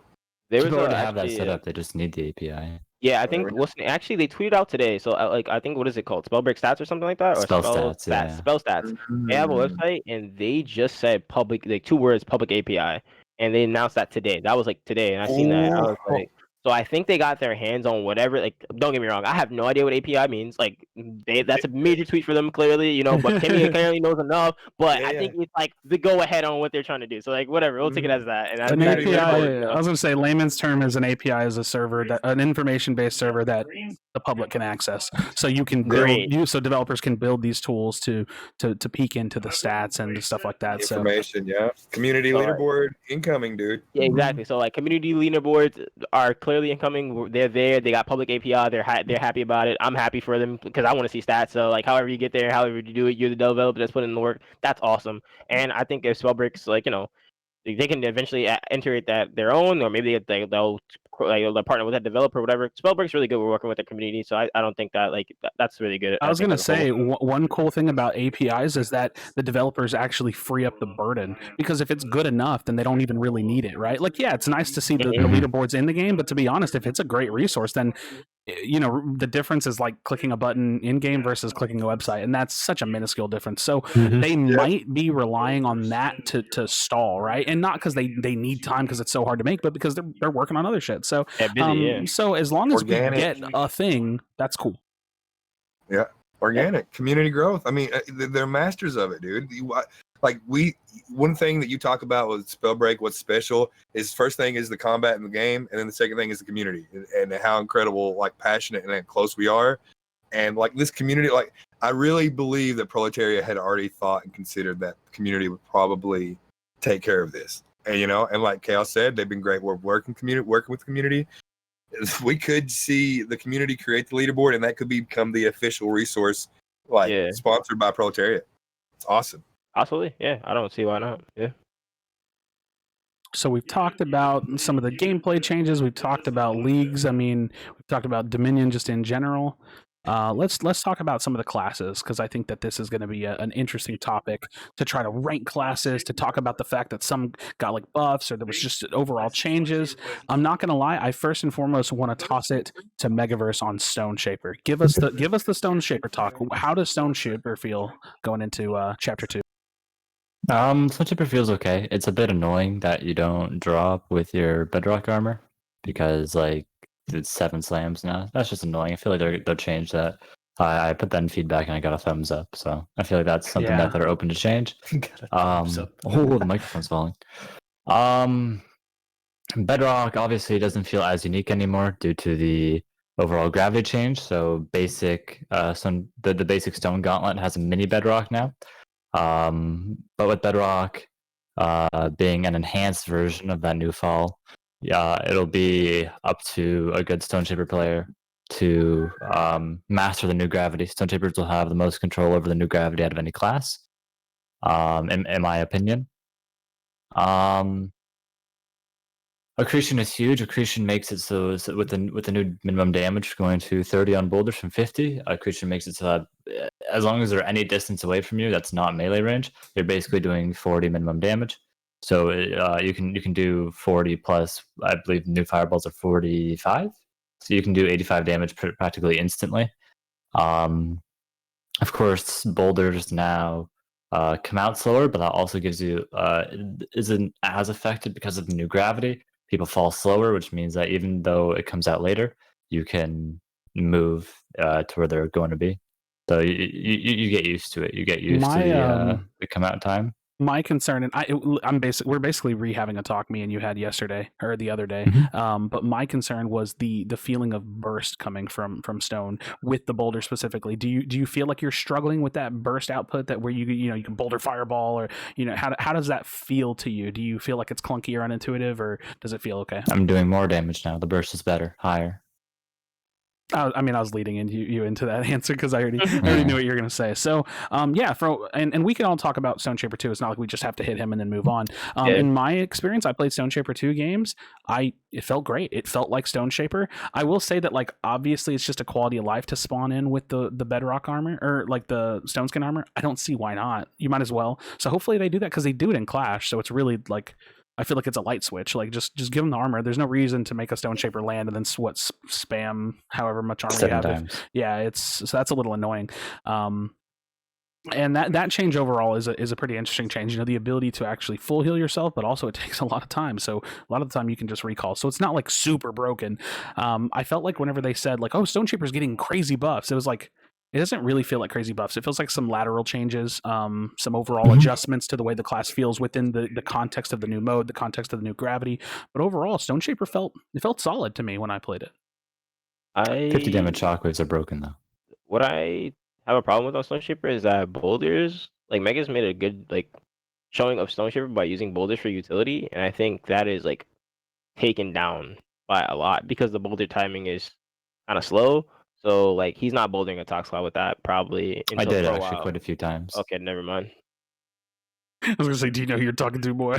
Like, this man's crazy. I guess it's harder to do. Like, yeah, right? Like, sure. I think it's like, to me, it's like when the boulder is quicker, they can do it more utility based things. But then it's like, how many Stone Shapers really doing that? So I guess it's like, I guess it's like fine. But I thought like boulders weren't able to be as used for utility, which is like a problem. But apparently, if he can still do it, I guess it's possible. But Megaverse is also the top person doing it, so I think Stone Shapers that were using it to block ice snipes, like I feel like people that were using boulders to block ice snipes, that shit comes out a lot later, and I have the time to snipe them now. So I'm pretty happy with that. But for them, that probably sucks. Although I will say, that's a counterpoint to that. Since you are no longer falling, it is also easier to block your snipe with a fireball. Okay. See. Interesting. Did anybody catch the animation on the fireball frost snipe? Yeah, so I've been I saying you mentioned but that Dude.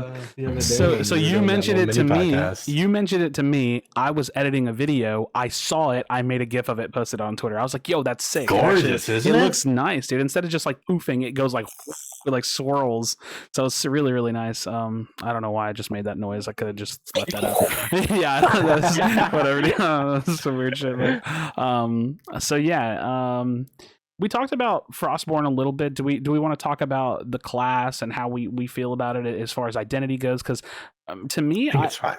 I feel like it's a walking tundra and it's an alacrity, right? Like, and Yeah, because I don't think Alacrity is Ambi's huge. going to be, no, it is huge, but I don't think like Ambi's going to be widespread. So I know that's kind of the complaint of like, lending too much of the class identity to a talent. I don't think it's going to be a widespread talent choice. But I felt personally comfortable. It was another. I tried. I think I played like every class like close to 2 times, maybe 3 times. But when I played Frostborn, felt pretty cool to me.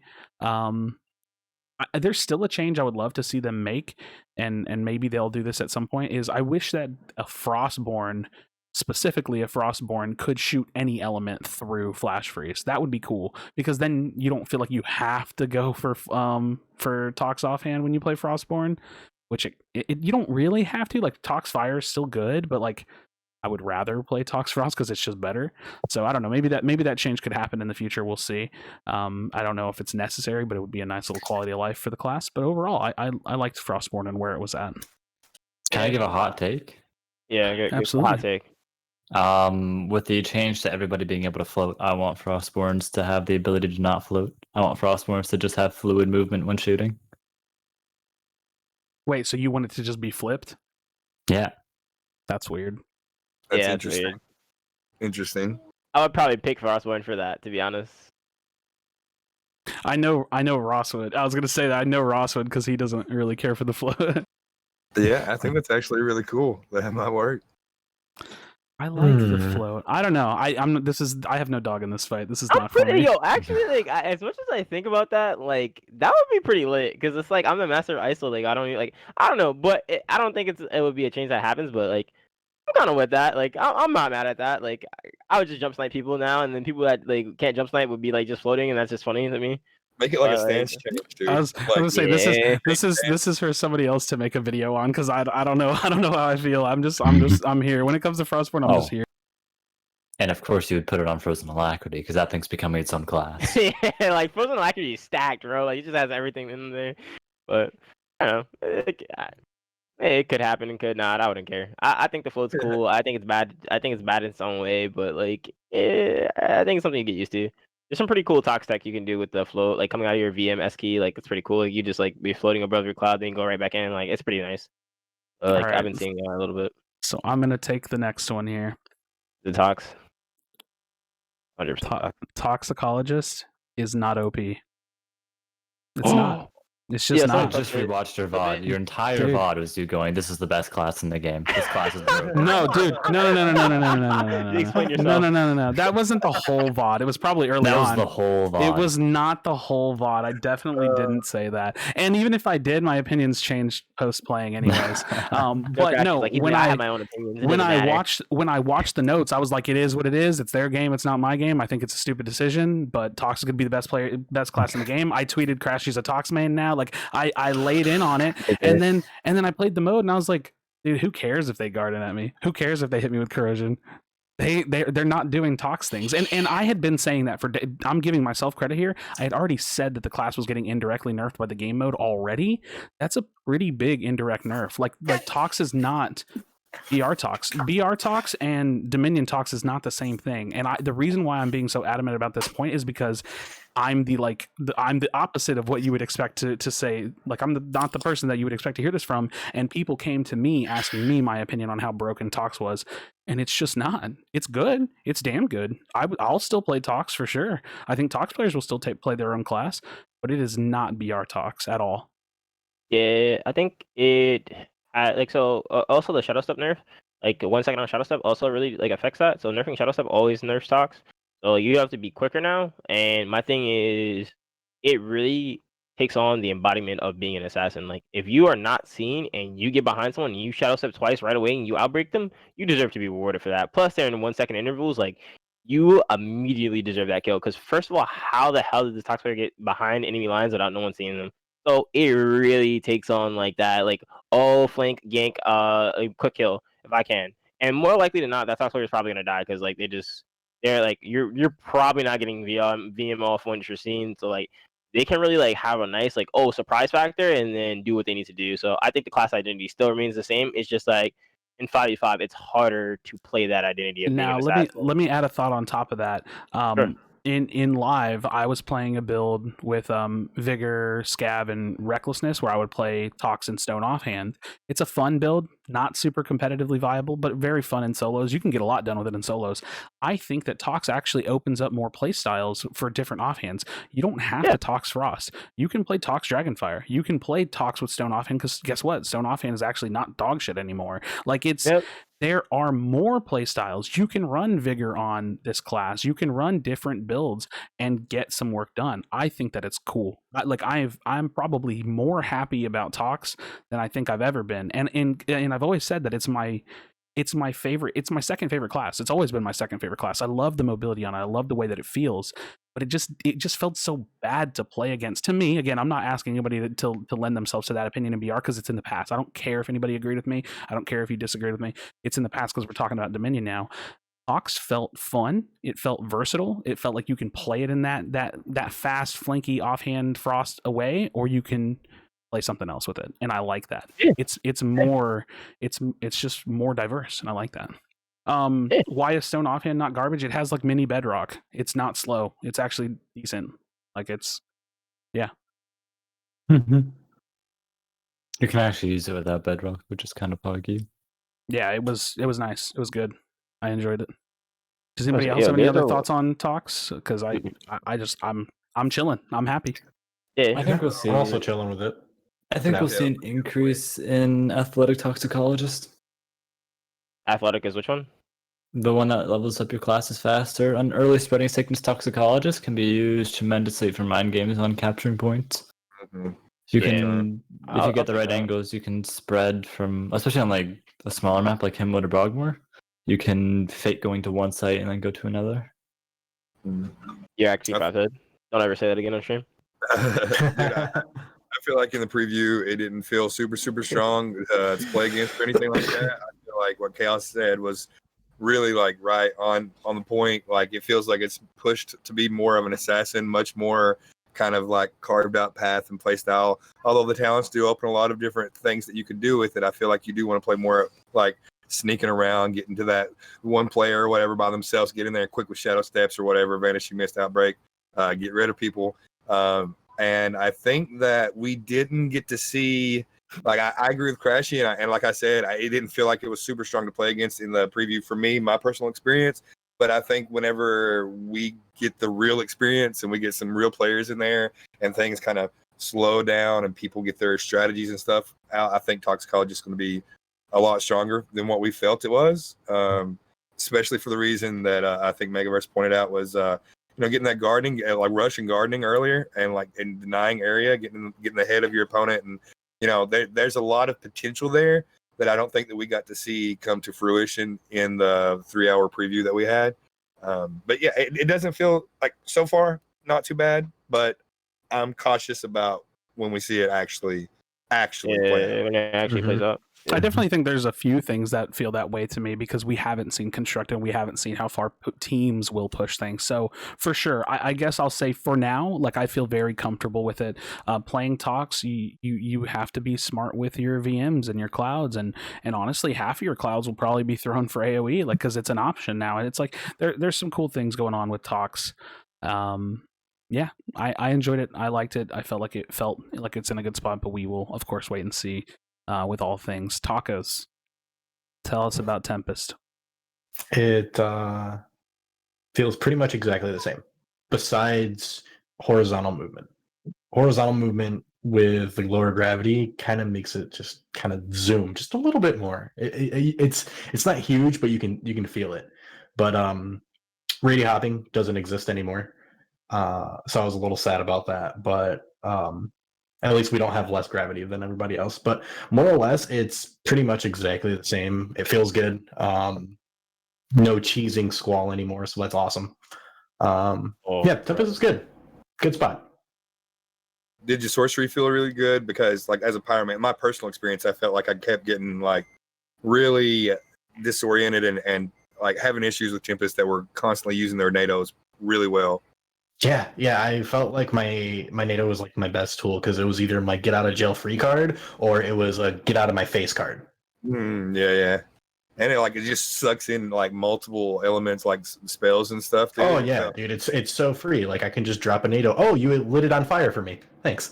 Like, so I guess what I'm really asking, and I'd love to hear obviously everybody's opinion on this is Tempest competitively viable? I think so. 1000%. And I actually think exactly. I spoke too soon the other day, like after the preview event. I thought Tempest Frost might not be that great, but after watching some of my gameplay back, Tempest Frost is 100% viable as at least one person on the team. At least. Tempest what? Tempest Frost. I still feel like it's going to be hard to pull off in comp play, but you could spell sling it, and I Dude, think I had a good. couple games where my teammates were just getting in there, and I was just dancing around the battlefield, just picking off the kills. Like I ended up having like 15 exiles, and then my second guy had like 5. I feel like in comp, like if we're talking comp, I think that like you're gonna get called out to get focused. Like if you're able to do that and you're like high fiving, like now I'm just gonna like Kaos look up. So I mean, I think it has its place. You look up and then there's a couple NATOs on you. Ooh. And I'm definitely still hitting that shot. Like NATO, not NATO, like behind my eyes closed, like I'm hitting it every time. I'll put it this way: I'll be excited to see a Tempest but nah, I think that would be lit though. Like it's possible. Like I think the fact that like if there's a team that's willing to play around it, like you said, like for example, you're sitting aggro front line and you're picking off, like that's a strategy. Like it has to be dealt with. Like if it's not dealt with, you will pop off. And I think that like in that system, it's valuable, but does it have responses? But everything does, you know. So like it's very like it's good. That's like a good give and take. So I kind of do agree with that. Like yeah, I'll say like anything can be. I think anything now can be viable. It's just if we have strategy to form it and what the other team can throw at us to counter it, and can we respond to that counter? So it's like that's really cool. And they can always just get it, and they can always just pick up a different gauntlet. Like they can literally be like, "Oh, I'm getting shit on. Let me pick up a fire gauntlet." Yep. I think we'll see Tempest used as a counter capture class with the ability to wind run from point A to point B almost faster than Frozen Alacrity. And the state that damage handlers are in, Tempest are just going to be used as counter capture. Yo, that's so cool that we have classes that can rotate better. Like that's insane to me. Like that's lit. I was going into Dominion with full confidence that Tempest was going to be dog shit for the mode, and I was pleasantly surprised. I don't want any class to be dog shit. I like Tempest. I like Tempest players. I feel like this is probably going to be some of the better times for Tempest than the game's ever seen, at least in my time in the game. Because, dude, like competitively duos and squads with Tempest is just hard to pull off, man. Like it's and seeing this, like seeing now like a Tempest player can like be a Tempest player. That's exciting to me. Yeah, I think it's excited to see. I think Tempest definitely has a role to play, and I think it's going to be really exciting to see how it kind of gets more defined as the community takes it and sees what it can do. But there's one thing that we haven't really been talking about when we talked about each of these classes that I think maybe we're just not, our mind's just not there because we haven't really done it in the past with other Spellbreak, but stack teams. We talked about it a little bit, but not on each class. Like the potential for 5 Tempests on a team or 5 whatever, like could that be something? I mean, I feel like a few Tempests on a point will be really difficult to deal with if they controlled everything. I think that being that you are able to choose your gauntlets and switch gauntlets and go to the shop and stuff like that, like whenever you run into a stacking situation, there's going to be one thing to counter. Like it's just like, okay, like there's going to be one aggressive setup that you can choose. And if your team's diverse enough, they have way more options. You have limited options. So I think if you're going for stacked, I think you're just limiting your options. Now, there may be things that are strong and hard to deal with, but I think there's always going to be an answer back if you're structured enough and if you have the mental diversity there that says, okay, this is how we deal with this. And I feel like that is like, they might get away with that early game. Like I feel like stacking gets you an early game lead that you're going to be able to sustain, but you also have to get the kills and things like that. And sure, so you might start getting picked off. You might be less than able to rotate. Like you have a weakness if you limit your diversity.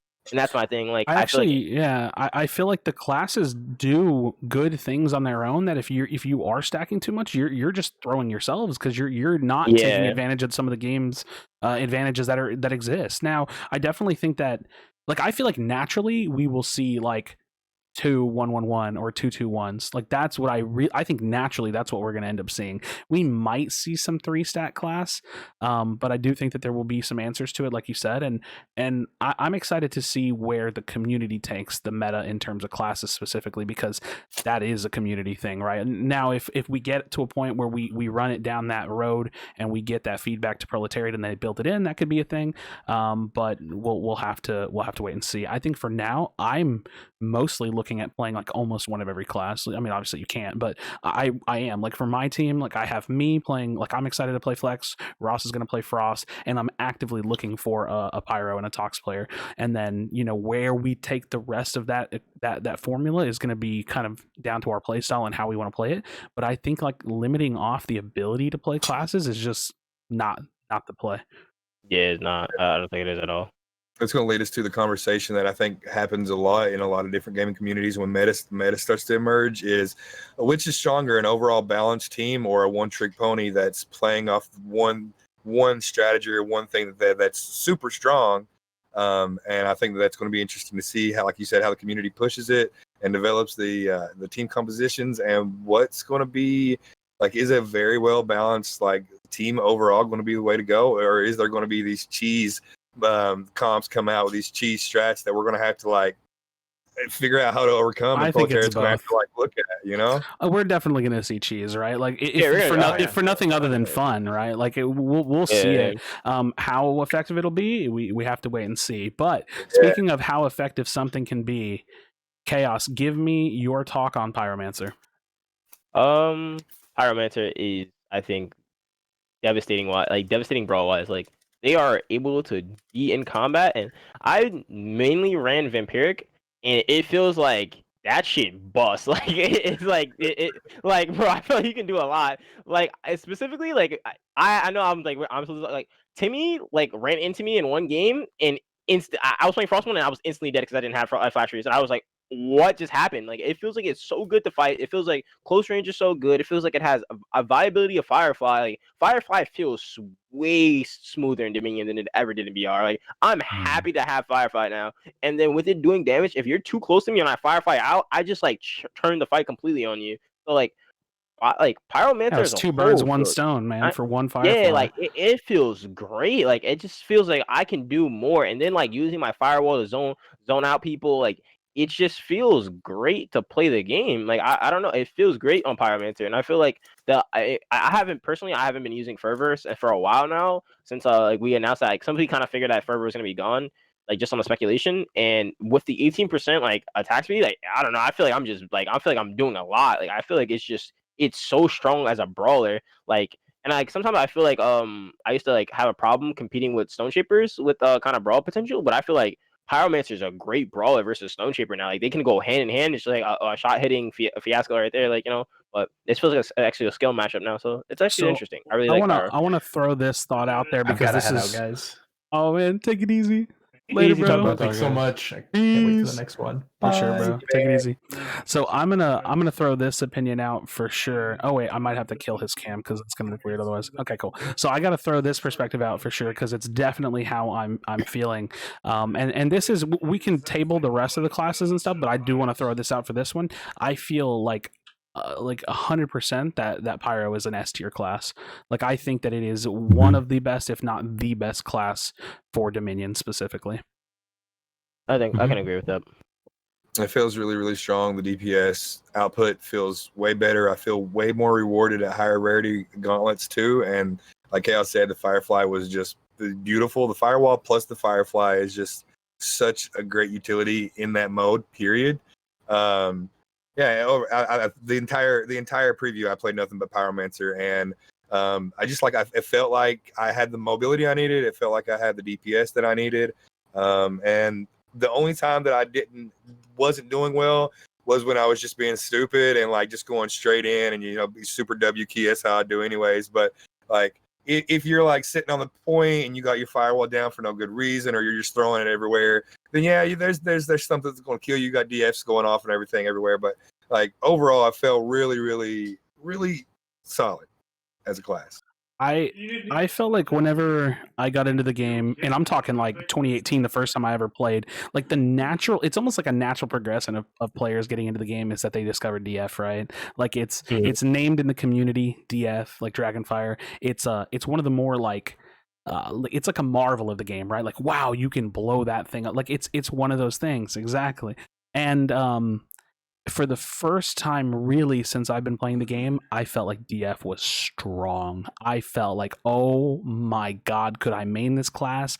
Like this build, could I have fun with it? I could be a runic DF, I could be a vigor DF. Like there's the fact that I felt like Pyro had a purpose, and not just because of DF, but Pyro itself, like that. What do they call it? It says like balanced area of effect control class or something is like how they headline it. And I feel like it's never felt that way until you gave the fights the context of having an area 2 effect. Exactly. And dude, there were some games where like I was playing back off the hill and 2 or 3 people would run in it, and I'm flagging the dead center of that hill, and they can't stay there, dude. So it felt so That's good. When you put your heart in player, dude. It felt so good to be a Pyro when I Great played. for farming creeps too, man. Really, it was. I could DF just one shots the camp. Too. Yeah, like right out of the gate, just boom, DF hit, and it's dead, and then the cooldown starts. So it's like, I don't know if that's the most optimal thing to do time wise, but hey, man, like it's a thing, man. Pyro felt good. It felt good. I'm just gonna say Pyrolysis doing 36 damage per second. That's a hands up for me. That's a hands up. That shit's nutty. Like, for the first time, Pyrolysis like actually is good. Like, think of like that's pretty like I'm looking forward to that skill now. Like, it's not. Don't get me wrong. It's still a lazy skill. I don't care. Like I'm still taking it. It's still a lazy skill, but it does something. Like the lazy shit does something. I'm cool with that. Like. Yeah, I think Fire kind of.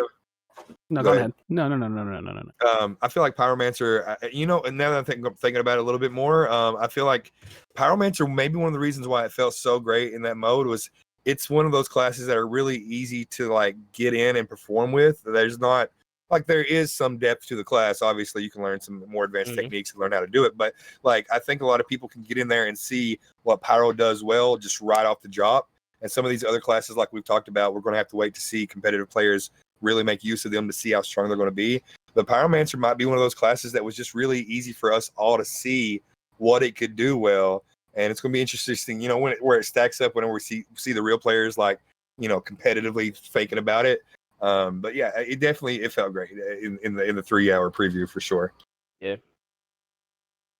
Yeah, I don't know. I felt like I was surprised to feel like every class was very viable, was very fun to play. I like being like, and it was never a decision I made intentionally, but I've always been a flex player because I knew I wanted to record videos, and like the reality is that if I'm just even recording a video of me talking about Tempest, I don't want to put Pyromancer gameplay in the background. Like that it's just not fun to watch. So I knew from the get-go that I was going to be, yeah, dude, Stone Shaper, because that makes more sense. No, but like really, like it was always my goal to be able to play the classes like fluently enough that I could make good videos out of it. And, but now I feel like I can play the classes just because they're all good and they're fun. And I don't know if I have any complaints about the classes right now, actually. I really don't think I do. I think I felt, I mean, obviously, like I said, Conduit speed feels a little weird, but even then, like the class is still the class itself that we're talking about, the shooting and the speed at that point. Yeah. But the class is still the Conduit class, and class-wise, design-wise, or like not even just design-wise, because like I said, we know there's some things that aren't perfect, but effective and good to play and viable. Like that, those are some really big things that they hit, and I was surprised, very surprised. I was really surprised because I thought there was gonna be at least 2 classes that just like fell flat in their face in Dominion that were like unusable. Like, we can't use these. You'll never see them in Dominion, and that's not the case. And I'm very, very happy with that. Like I cannot believe they actually managed to make a game mode that encompasses every class to where they have a purpose and a role, and they just have to serve it. That further like thinks that it proves that Spellbreak never should have been a BR. Right? I'm grateful it was a BR and it started out that way, but like the gameplay truly shines, and the balance they've thought and done and classes on really highlights and shines in Dominion, and that's like insane to me. Yeah, I mean, we already kind of touched on it a little bit, but I'd like to reiterate that I do truly believe, and down to my core, that this is just the beginning of the end for BR. Like, I just don't see the staying power for that mode outside of being a narrative-driven kind of mode, which is totally fine. It doesn't BR doesn't need to go away, but what needed to happen was having a solid foundation so the game could grow. And I think, like, okay, this is a very intimate perspective to have, but I had friends that tried this game with me, IRL friends. Billy played it. My friends that live 3 streets over played it, and they all quit because it was a BR. Every single one of them. And when Come I told on, them, Billy. when I told them about Dominion, at least a few of them were like, yeah, oh yeah, that sounds cool. And Was it Billy? no, actually not. But he plays all kind. He's a game hopper. He doesn't stick with stuff much usually. But Damn it, Billy.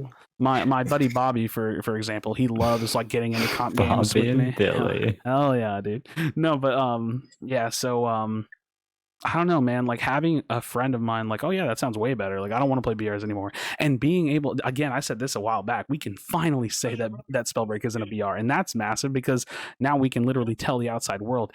We've already known. We arrived to the Spellbreak party early. Some of y'all much earlier than me. We arrived here early, and now I feel like it's time to open the front door for everybody. Let them on in. Yeah. Mm-hmm. There's a big space open for this right now in the gaming community. There's people are like, really, a lot of the most popular games are starting to die down. People are getting stale and stuff. And I think that, you know, for the 5v5 competitive objective mode that you might like see people playing like Valorant or Apex or anything like that, they're kind of getting bored with that. This is going to be something that's going to offer very similar action in terms of like speed and satisfying shots. But with a totally different look and a different mindset required. I really believe, like when I was playing Dominion, man, the creek camps and stuff, and like the area, it felt like it was something new. I don't think that it didn't feel like I was playing any other game, you know. And that's something that Spellbreak's always done with its combat, but now it's doing it with its game design or like mode design, and that's really exciting. I think that there's a huge space for Spellbreak to fill with Chapter 2, and I'm excited to see how many people come through to try it, man. Yeah, I'm really excited with that. Well, I don't think it'll be right away. No. I think Spellbreak got a reputation when it was a BR. People are gonna have to like try it. They're not gonna believe it just from mouth to mouth like we usually do, you know? Yeah. All right, so they're gonna have to play it to see it. That could kind of talk to like lend us to the idea of do we think we're going to see a marketing push? Absolutely, I think. If I think it may not be as big, it may be small and in targeted areas, but I think regardless, I think that the market team can develop a strategy regardless. Like I think there's a strategy there to be laid, even if it's more ads, maybe if it's sponsored streamers, whatever the case may be. I'm not like a great guy at examining marketing tools, but I believe that there should be some usage of the tools available, if that makes sense. Yeah, I know for me personally, it's it gets a little frustrating when people say like, oh, they don't even try to market this game, or when people give the sentiment of the game just needs marketing, because that wasn't true. The game didn't just need marketing; it needed to be a better game. And I do feel like we're in a much better position for marketing to actually have an impact. But I also don't think that they'll go as hard, because I feel like it's a little overkill, and it has just potential to not go as great as they want it to go. But I think that there are very clear people I would go after. Like if I was in the marketing team, like I would be like, okay, like the Nick Merck Cypher PK package deal, that's a good one. The Michael Reeves, that's a good one. Shroud, that's a good one. Like there were some really good ones that were very into the game and were like, oh, Typical Gamer, he was like really into the game. He name dropped the game like a month ago, and they had zero context about the game. You know what I mean? Like he wasn't talking about it at all, but he name dropped it and was like, oh, that game was fun.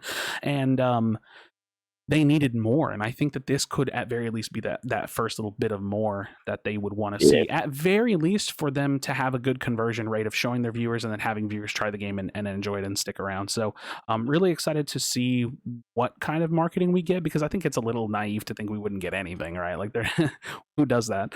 Why even put all the work in if you're not going to push it a little bit? So that'd be like me publishing a video and not even tweeting about it or anything. You know what I mean? Like, I mean, some people will see it, but not as many people as I want. So yeah, I'm excited to see how that comes out. Like I said, I do some investigative work. I'm not gonna lie, bro. I poke and prod at people in the community or in the gaming world because I want to know.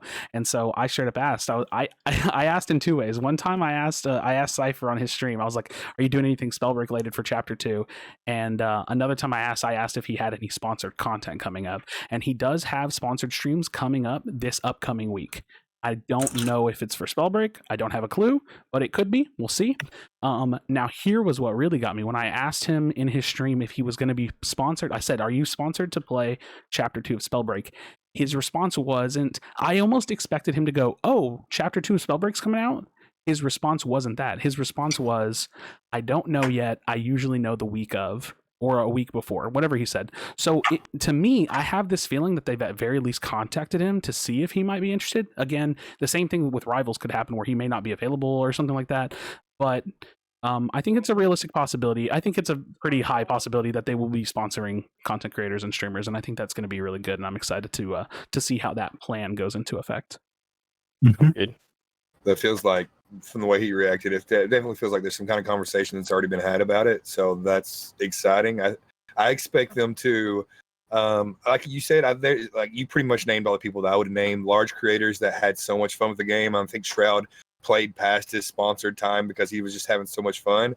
And there's so many players that's just not, it's not just the large creators, guys. There's tons and tons of players that loved the game but did not have a reason to grind it every day. They didn't care.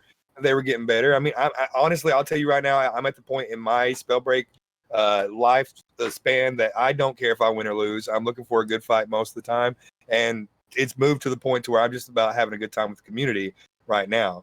But like when Chapter 2 comes out, I want to see that number go up. I want to grind the rank. I want to see where everybody else stands in terms of stuff. I want to see, team compositions. I want to get together with my boys and XCEL, run some games. Like, I'm super excited. And I think that getting those creators that already wanted to play the game but didn't have any reason to, giving them the chance to come back in and try it again and see, is this the reason? Is ranked what they needed?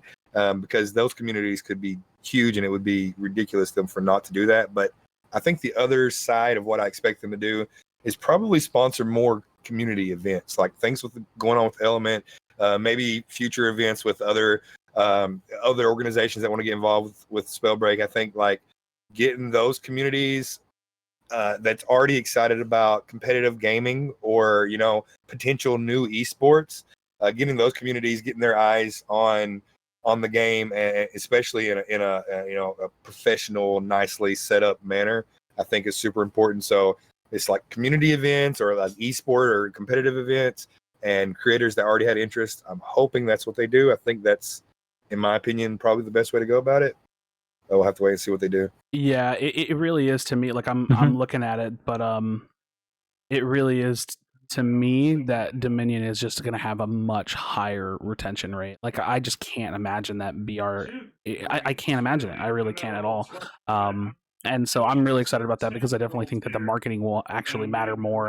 And yeah, you're right. I think like, especially like if and when we get, I know Kaos is going to feel me on this one. If and when we get customs, like we can get tournaments rolling, bro. Like we'll have tournament organizers. We'll have websites that are hopping in on it immediately. And so like I don't like it's all coming. Everything is going in the right direction. And it took some time and it took some resilience, especially from the community to tough through the Aegis Tower, to tough through the dry spell or whatever the case may be. But I say the same thing every single time. When Proletariat does put out an update, it's always good, man.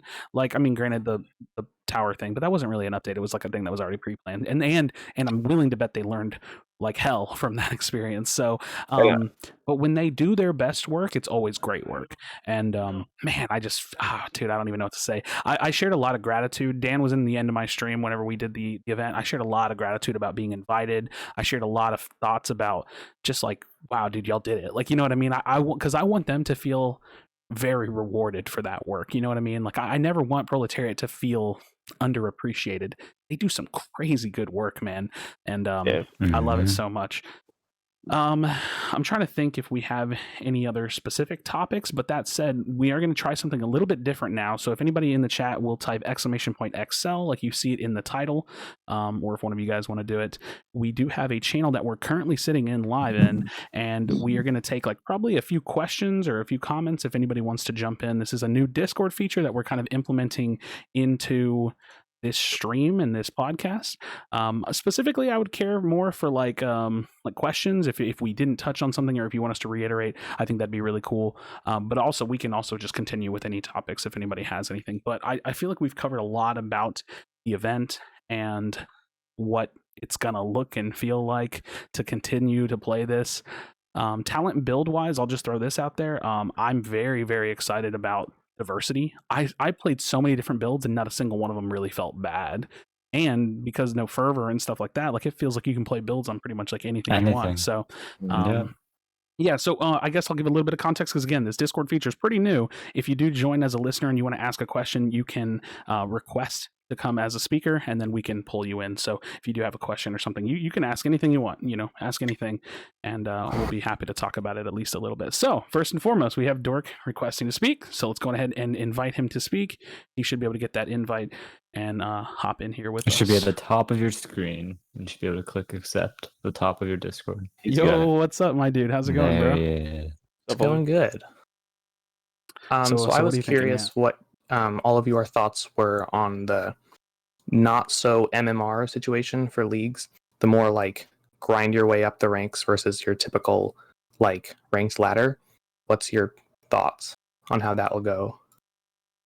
Yeah, so I was gonna say, go ahead, Mega. You can take off. It's very similar to the Apex grind, right? Apex doesn't really. Apex might have a hidden MMR, but Apex just kind of matches you with whoever's in your rank.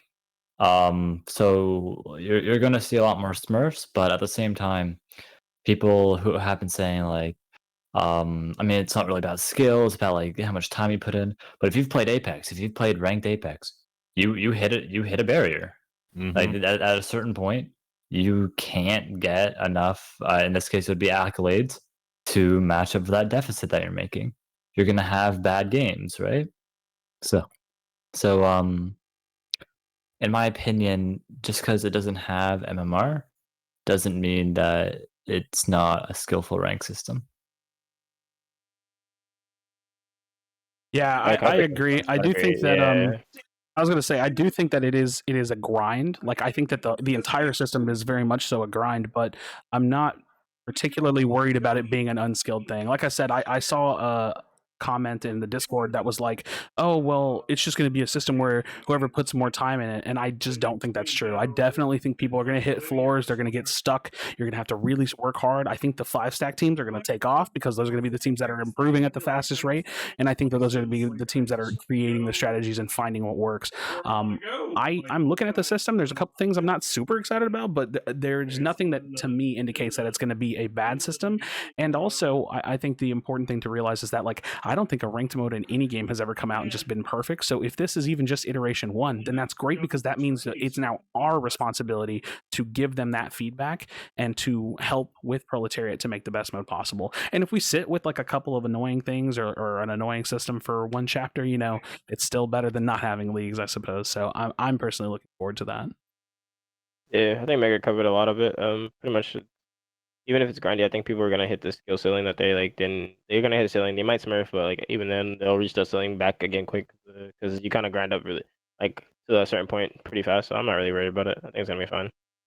I think I think they mentioned that they were going to have if you were on a 5-stack that you would most likely get matched with someone of similar queued up groups, so like 5 versus 5. Usually, if you're a 5 stack, you would normally get the matched up against other 5 stacks, and so on and so forth. So I don't know how that system is going to affect it. It might like effectively police Smurfs a little bit more, but I don't really know how it's going to happen until we get in to see exactly how it all plays out and how the community kind of deals with it. I think Krashy's right that the proletariat is very much of the mindset that a patch is not the final version. This is not even their final form.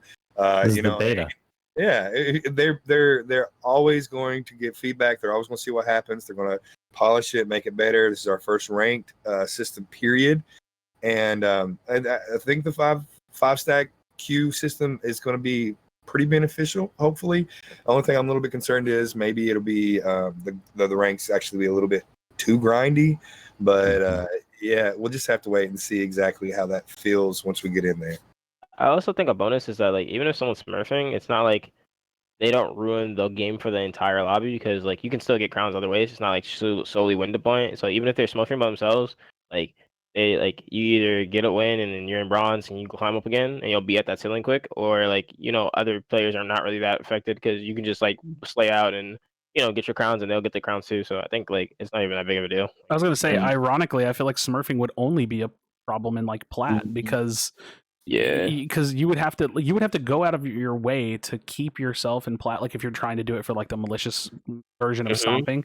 So that means you would have to already be like a legend or diamond level player, which is gonna take time. So like smurfing's probably not even going to be a priority for you, and then you would have to grind your way through the free ranks, which if you're doing that, if you are stomping the free ranks, you're not really hurting their experience too much anyways, because they can't lose, they can't go down, so you're not really hurting their experience. And then when you get to like say gold to plat, that's where you could do like the most damage, but I feel like it's so minimized. And the reality is that I think because of the way the system's built, the majority of us are not going to want to play on off accounts. Like we're probably going to be hard grinding our main account all the time, always. I think so.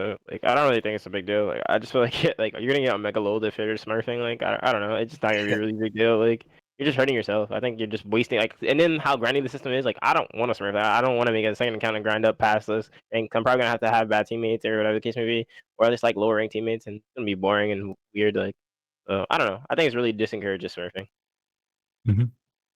Yeah. So I was gonna say, Dirk, do you feel like we answered your question? Yeah, thanks so much. I'm excited. Nice, man. Well, cool. Thanks for coming on, because this is new and fun, and I like it. Good to see you, man. Yeah, for sure.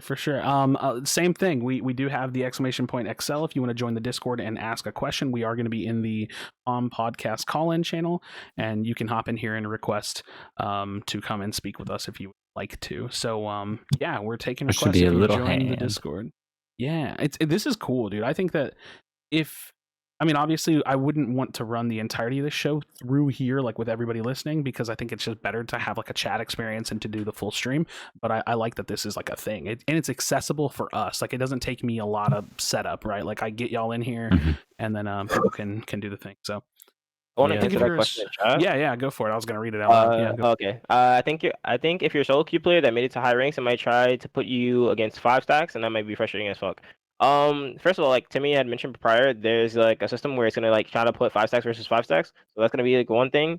And then also like you're still able to make an impact in the game and get accolades and get a crown. You're probably gonna do fine. And if you're at that rank and you're really putting in the work and grind, you'll probably pretty much be able to excel even with that and still make a climb. So I really don't think that 5 stacking is gonna be as much as a big deal. Now you probably won't be winning if your goal is to win, but I feel like if you're making an impact and trying to play somewhat around your team and do damage and have impactful fights, you'll be fine for the most part. So I really don't think that's a big deal. I feel like another thing that it's kind of hard for us to anticipate and to think about is that player density in ranked modes is very important. So like right now we're kind of looking at a ranked mode that doesn't have a huge density, like player density pool, because we're a smaller community, but that could change. It could change quickly, or it could change over time. And the more people you have in the system, the more accurate the system is and will be, and will give you more opportunities to make games. Because the reality is that like the way that these systems work is like they're probably going to build it to where 5-stack can only play against 5-stacks, but there's going to be like a time on that, right? Like if you end up waiting 8 minutes, well, what does the system want to do? Does it want to give these 5 players a game, or does it want to make them wait forever? Well, no, that's not fun. So let's say, again, I just made up 8 minutes, but let's say hypothetically the system has got a lease of like 8 minutes on it, and then after that it opens up the pool and you can start playing like 3 2-stacks or against solos or whatever the case may be.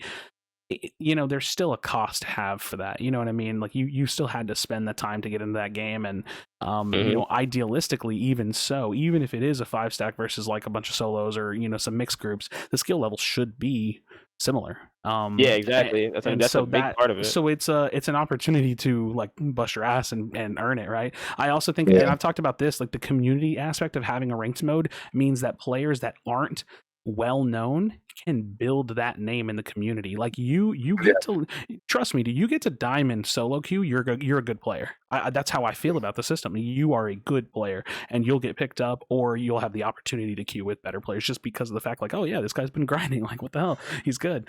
So that part always excites me because you can tell some stories. Like I can hear myself, yeah, Timmy, the crazy thing about Megaverse is that he was a solo player, grinded through the ranks and made his way to solo queue legend, and now finds his way onto G3, one of the best teams in it. You know what I mean? Like that storyline that we get to pull into the community, into the competitive side is so cool, man. I'm a 5-stacking Stanley. Yeah, honestly, like you'll never catch me not 5-stacking, but yeah, my team has to carry me, or I can't play. I think we're gonna really see like interesting teams start forming. But just as a heads up, like just getting to comp talk a little bit, like G3 is like completely retired after today. Like that name's we gone. just buried it. Like it's just like over. Like we're moving on to different things. We won't say that yet. We don't really know. We can solidify all that as far as talking points, but we will say that G3 is no more. Ooh. Okay.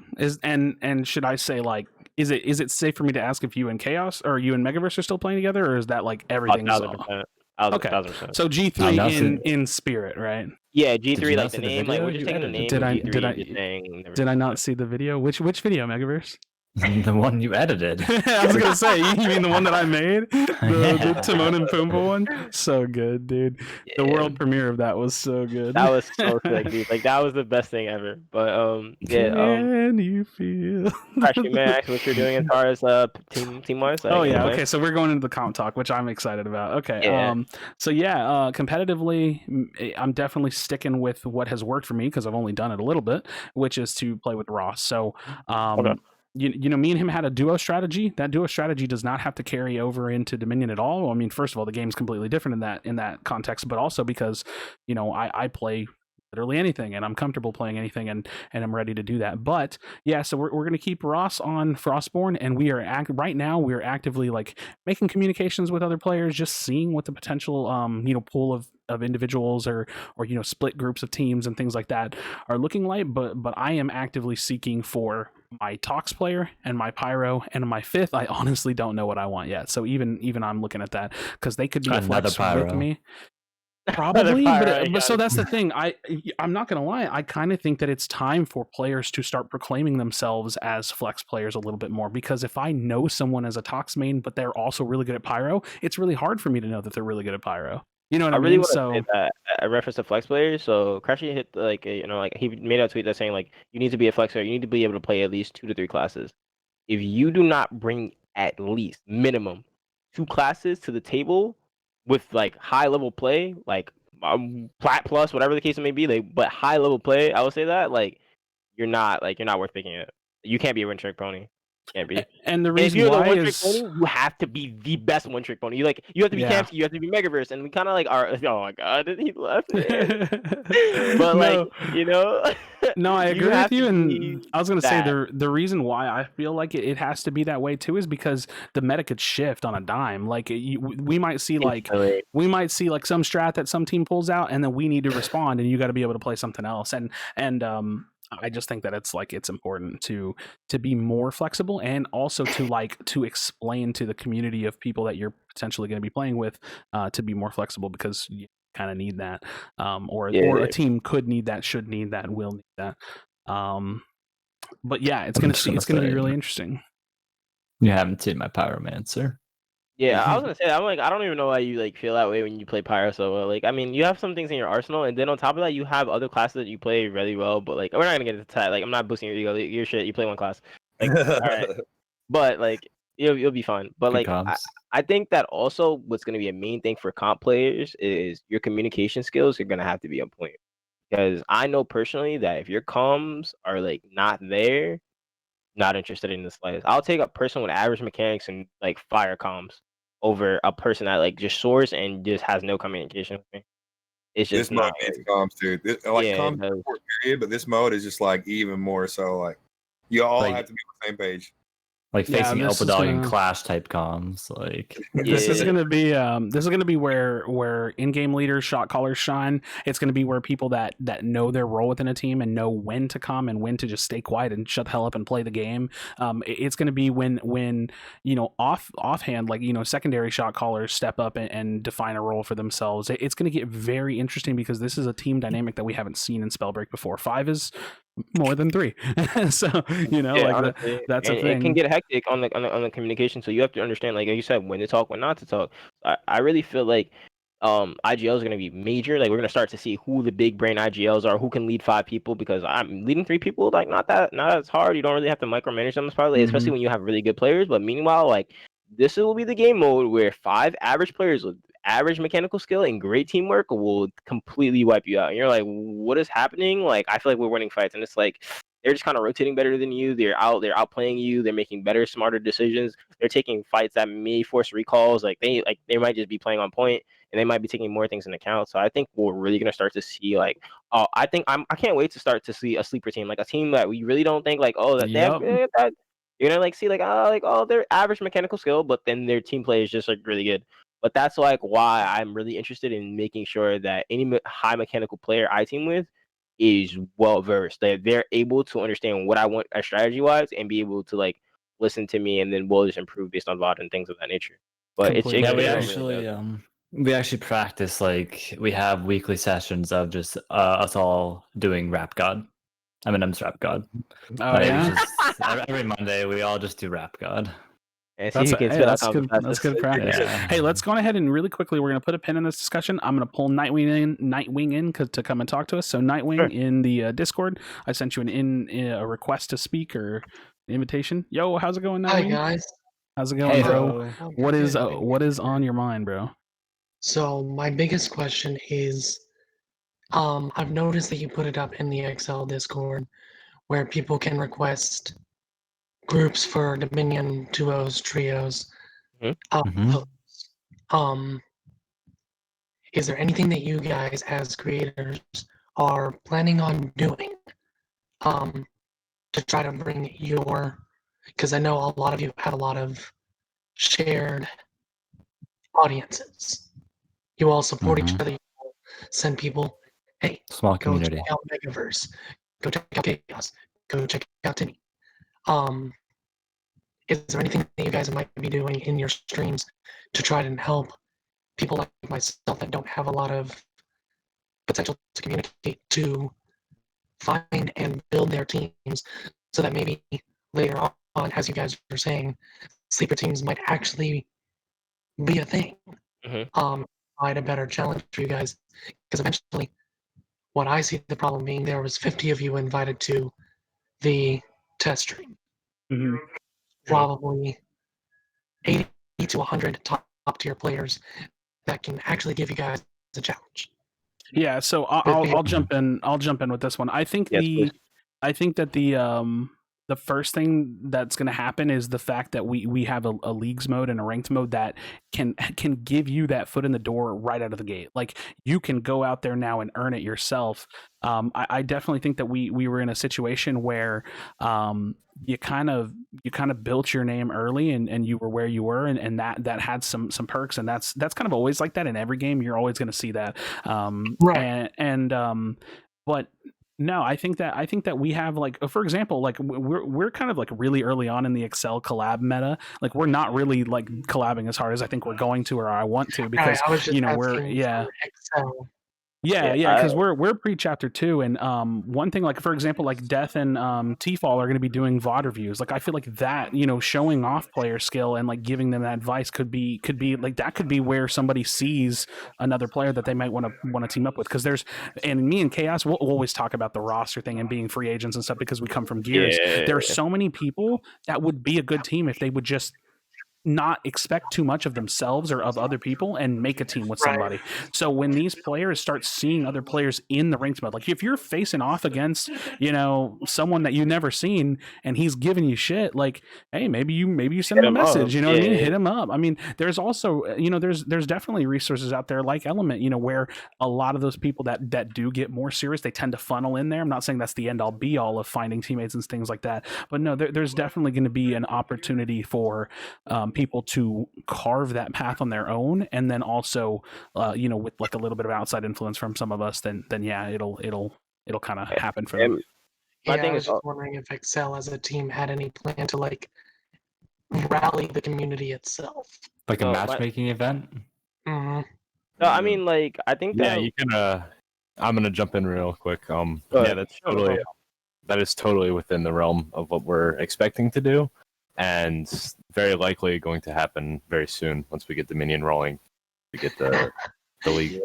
So yeah, expect that first soon. Yeah, that's gonna be awesome. The ominous voice has informed you. Congratulations. Nice. I was like, dude, I'm not gonna lie. I looked over at my Discord. I was like, what? Yeah, I just felt I was like, who is that? I mean, I jumped in. I figured like I might as well. He's been standing here for 10 minutes just on. Yeah, I've been waiting for my moment to shine. Yeah. Cool. So yeah, and I do you feel like we did your question some service? Yeah, I was just curious if you guys had any long-term plans to grow XCEL as because you guys are XCEL, right? Mm-hmm. Yeah. Like I don't know who all is here, but I know that some of the top players are here. I was just curious if you guys were going to brand, because obviously you've started to brand XCEL. I was wondering if it was going to become its own community hub. I think that's definitely what we're going for, and I was going to say the reality is that even we really don't know where this all can go. I know I have like my own personal work ethic and expectations, and I definitely have a vision for what this is all going to be, and we probably all have I try to be a content machine, but I think we're going to be learning as we go, and T-Fall has been putting a lot of work in to make this like a community. Like he's probably doing more work on the community. Well, I mean, mostly this has been like him and Jellied have started this whole thing. So yeah, I definitely think that we want to pull people in. That's why we've been promoting the Discord a lot, and we definitely want to pull people in here, and then we can do more with more people. We can, because there could be a day where we, maybe we sit in on a Discord call and watch a full team play a ranked game and then give feedback. You know what I mean? Like there's so much potential for us to do things like that. Yeah, that'd be dope. The good thing about XCEL is I think that it's already built on such a solid foundation of creators that care about what they're doing, their content, their community. We're all passionate about it. We all have similar mindsets. I know personally, whenever Dominion comes out, like in my own individual little bubble of community, I'm going to like try to do solo ranked. I'm going to encourage viewers to try to, get into my game. After I get done with solos, I'm going to go into like maybe a 5-stack, and I'll encourage them to try to queue up and maybe fight against us. Like, I think that all of us as creators in our own individual community are already like engaging the viewers and the players and trying to connect them already in our own way. But yeah, you can expect more of that, just like, the Captain Planet, like all of us coming together to make XCEL like this one big. We don't talk about Captain Planet. Don't do that. Am I too young for Captain Planet? Maybe, probably. I was gonna say, well, no, we appreciate you popping on, bro. I think we're gonna pull up Don't Rage, and then after we get through a few questions, we'll probably jump into some more comp talk. So yeah, thank you guys for your answers. For sure, man. Thank you for your question. All right, so Don't Rage, I invited you to come speak. How's it going, bro? Hello, friends. Hello. Yeah, I tuned in a little late, but this is my question. Right, it's not meta related or anything like that. But I don't know. I haven't played with any of you guys like in games or anything, but I'm pretty much like a solo. I'm a terrible teammate. Okay, so I solo all the time. I know I've ran into you guys in games and stuff, but my thing is like, obviously you guys want to grind to the top, right? It's kind of discouraging sometimes for solo players like me and others when we run into like the quad stacks or the triple stacks, 5-stack. How often are you guys going to be doing it? And do you guys care more about like ranking every day versus like all the time? All the time. Yeah, I was like, I just want to be certain because that's gonna, like, obviously you guys want to get to like your peak rank, which is something that everybody's gonna want to do. But as solo grinders, do you think that there's gonna be a way for us to get up? Because I don't think I'll ever hit fucking like anything. I'm sorry, bigger than like plat because I don't have a team. My thing is to answer your question. It's like people are brought up on being solo players, and that's how they make it to teams. Megaverse, solo player. Like, he was a solo. I contacted him, was like, yo, you're the best solo. I want to take you. Like, so my thing is, if you're a good solo player and your pride and joy is being a solo player, if you want to find your way onto the team, you'll be able to. But like, that's like no here, no there. But your concern, I think, more so what can you do as a solo player? You can be impactful in a game as a solo player if you're truly a really good solo player. And I feel like, 5-stacks won't be as much as of a concern because of the fact that the ranking system is set up the way it is. If you acquire your accolades, you'll go up in crowns. And if you have a solid game and a solid performance that impacts the game, you will continue to go up in rank. So I think that even though you may go up against 5-stacks, you may go against quad stacks, and then on top of that, you'll be okay. And then on top of that, I believe that the system is more generated to put 5-stacks and get 5-stacks. So if there's 5-stacks out there playing, they'll probably get against more 5-stacks. Meanwhile, you'll get more solo queue players. So it's a little bit of both. Like, maybe duos, maybe like, however they try to split it. But like, I don't think 5-stacks will be too much of a problem. We'll have to wait and see, of course. Like, this is all speculation and based on what we're telling. And I think they're closely watching that to see how that fits and maybe being able to tweak and adjust those things. No system is perfect at first, but I believe that it shouldn't be as much of a top concern as Okay. So I was gonna say if I can jump in on this as well. Yeah. I want to dive back in time and ask if some of y'all in previous podcast episodes. I remember I was gassing up Ross and I was like, hey, if he continues to play competitive, I definitely think he'll get picked up by a good team. And fast forward from that comment to today, you see me now actively building a team, and I think it's. The reality for me was when I knew that Dominion was leagues, like it was only Dominion, my mindset changed. I've been nothing but a solo player. I only play solo, and then I did one event with Ross as a duo. And so the context of ranking up is team play. And so if you are a solo, you're now you're tasked with the decision to the hurdle. Yeah, you have the hurdle of either toughing it solo and getting as far as you can, or making the leap. Making the leap to team play. So I actively said that I was not going to play competitive, and that it instantaneously flipped because my goals changed. My desire to play on a team changed. And I think that a solo player can do formidably well. I think that I absolutely believe we will see solo players reach Diamond and Legend. Will it take time? Probably. Is it going to happen in this first iteration of the mode? We don't really know how grindy it is, so maybe not, but we'll see. But yeah, I think that the reality is that it's time to maybe not be a solo player, or it's time to take the chance on it, or not even take the chance, but to tackle that hurdle, like Megaverse said. Because this mode is meant for players to get as far as they can. Like, that's what it's for. And I definitely don't think I see any of the serious teams in here not 5-stacking, because that's what competitive is. I'm 100% taking it every time, all the time. I also I definitely don't want anybody to think that I personally am a solo player. I prefer playing solo, period. That's it. I like getting on a team, seeing what I can do on my own. And I think that nobody should have to feel like you get to the point where you have to either get with a team or you're just stuck. And I think there's a lot of, like Kaos already pointed out, the matchmaking, the way that's set up, where if you have more than one person queuing up together, then you most likely a solo player won't have to go against them until there's just too much of a small pool size for them to queue up with.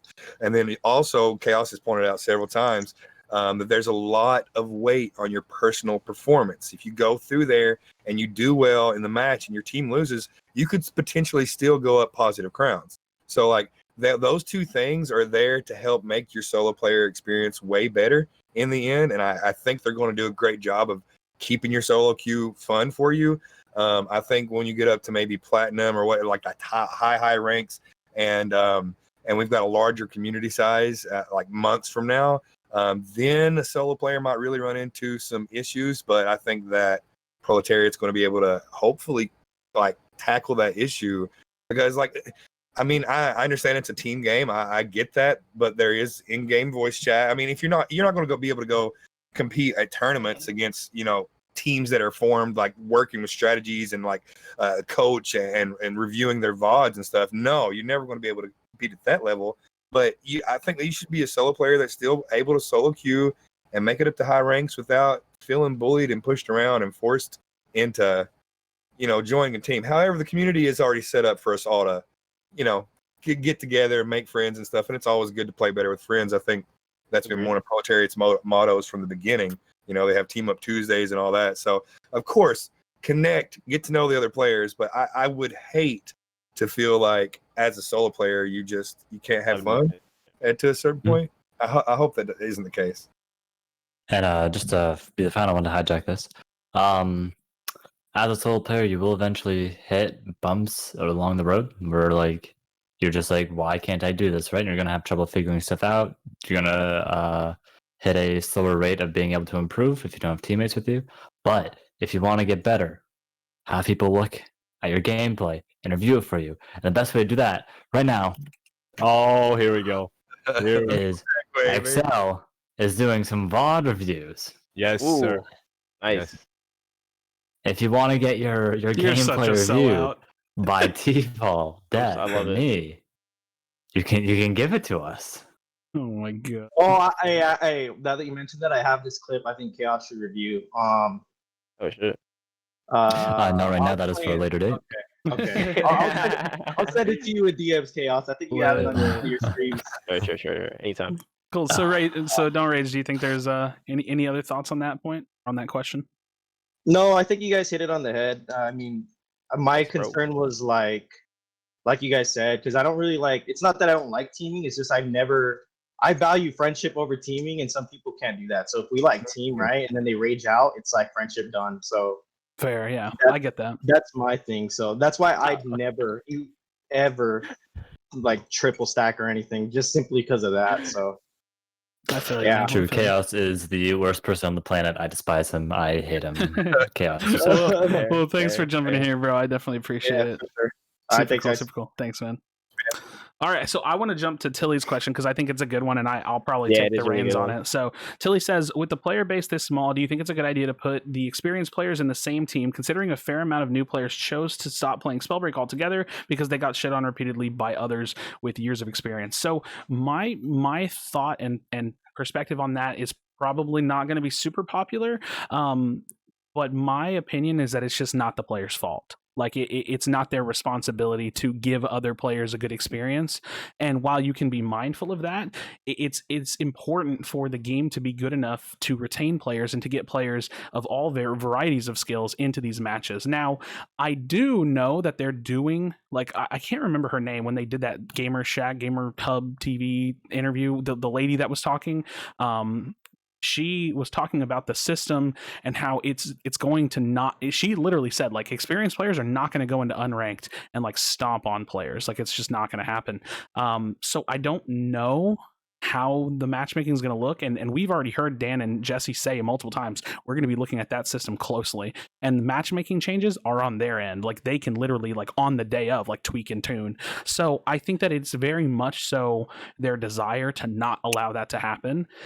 And it is their responsibility to build a game where it doesn't happen, and it's the player's responsibility to play in the way that they have fun. And so for me, I take that weight off my shoulders. If I'm five stacking stomping people, that is not my fault.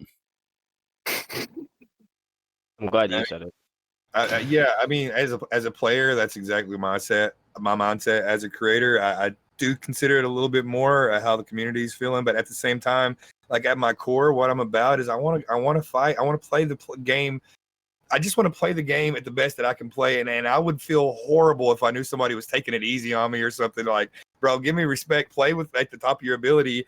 You know, do the best that you can. I think a lot of people want that. And I think there's also currently, I guess it's matchmaking, but like right now, you from level 0 to level 8, you're going to find yourself in a lot of like bot lobbies, and your mage rank, I don't know how that's going to affect like leagues. I don't know if you're going to be able to go straight into ranked mode on leagues if you're like level 2 mage rank. I don't know. I doubt it. There's no way they allow jumping into the game with only 3 talents that are all 1-cost talents and letting those players jump into leagues. You have to unlock every other talent in the game from level 3, 5, 7 on classes. I just don't think it's going to happen. The other thing is, I think by the time people, let's say like new players or even returning players, by the time some of them do get to the point where they're jumping in leagues, some of us are probably going to be gone, right? You know what I mean? We're going to be going. So I'm not personally worried about that. I mean, again, I don't want to sound too cold because like I avoided Clash specifically for these reasons. I don't play Clash. I when I did play it, I felt bad. Like it just doesn't feel fun to stomp on people and ruin their experience. So you want to be conscious as a player, but at the same time, you can't. It's not your job, man. It's not your job to do that role. So I'm personally, from the way that I've heard them talk about it, I'm actually not worried about it. I feel like it's the same thing as the Aegis Tower buff, right? Like they let that shit happen and it sucks and they know it sucks. And they're the only ones that have the data to see how low the player base got during that week or 2 week period.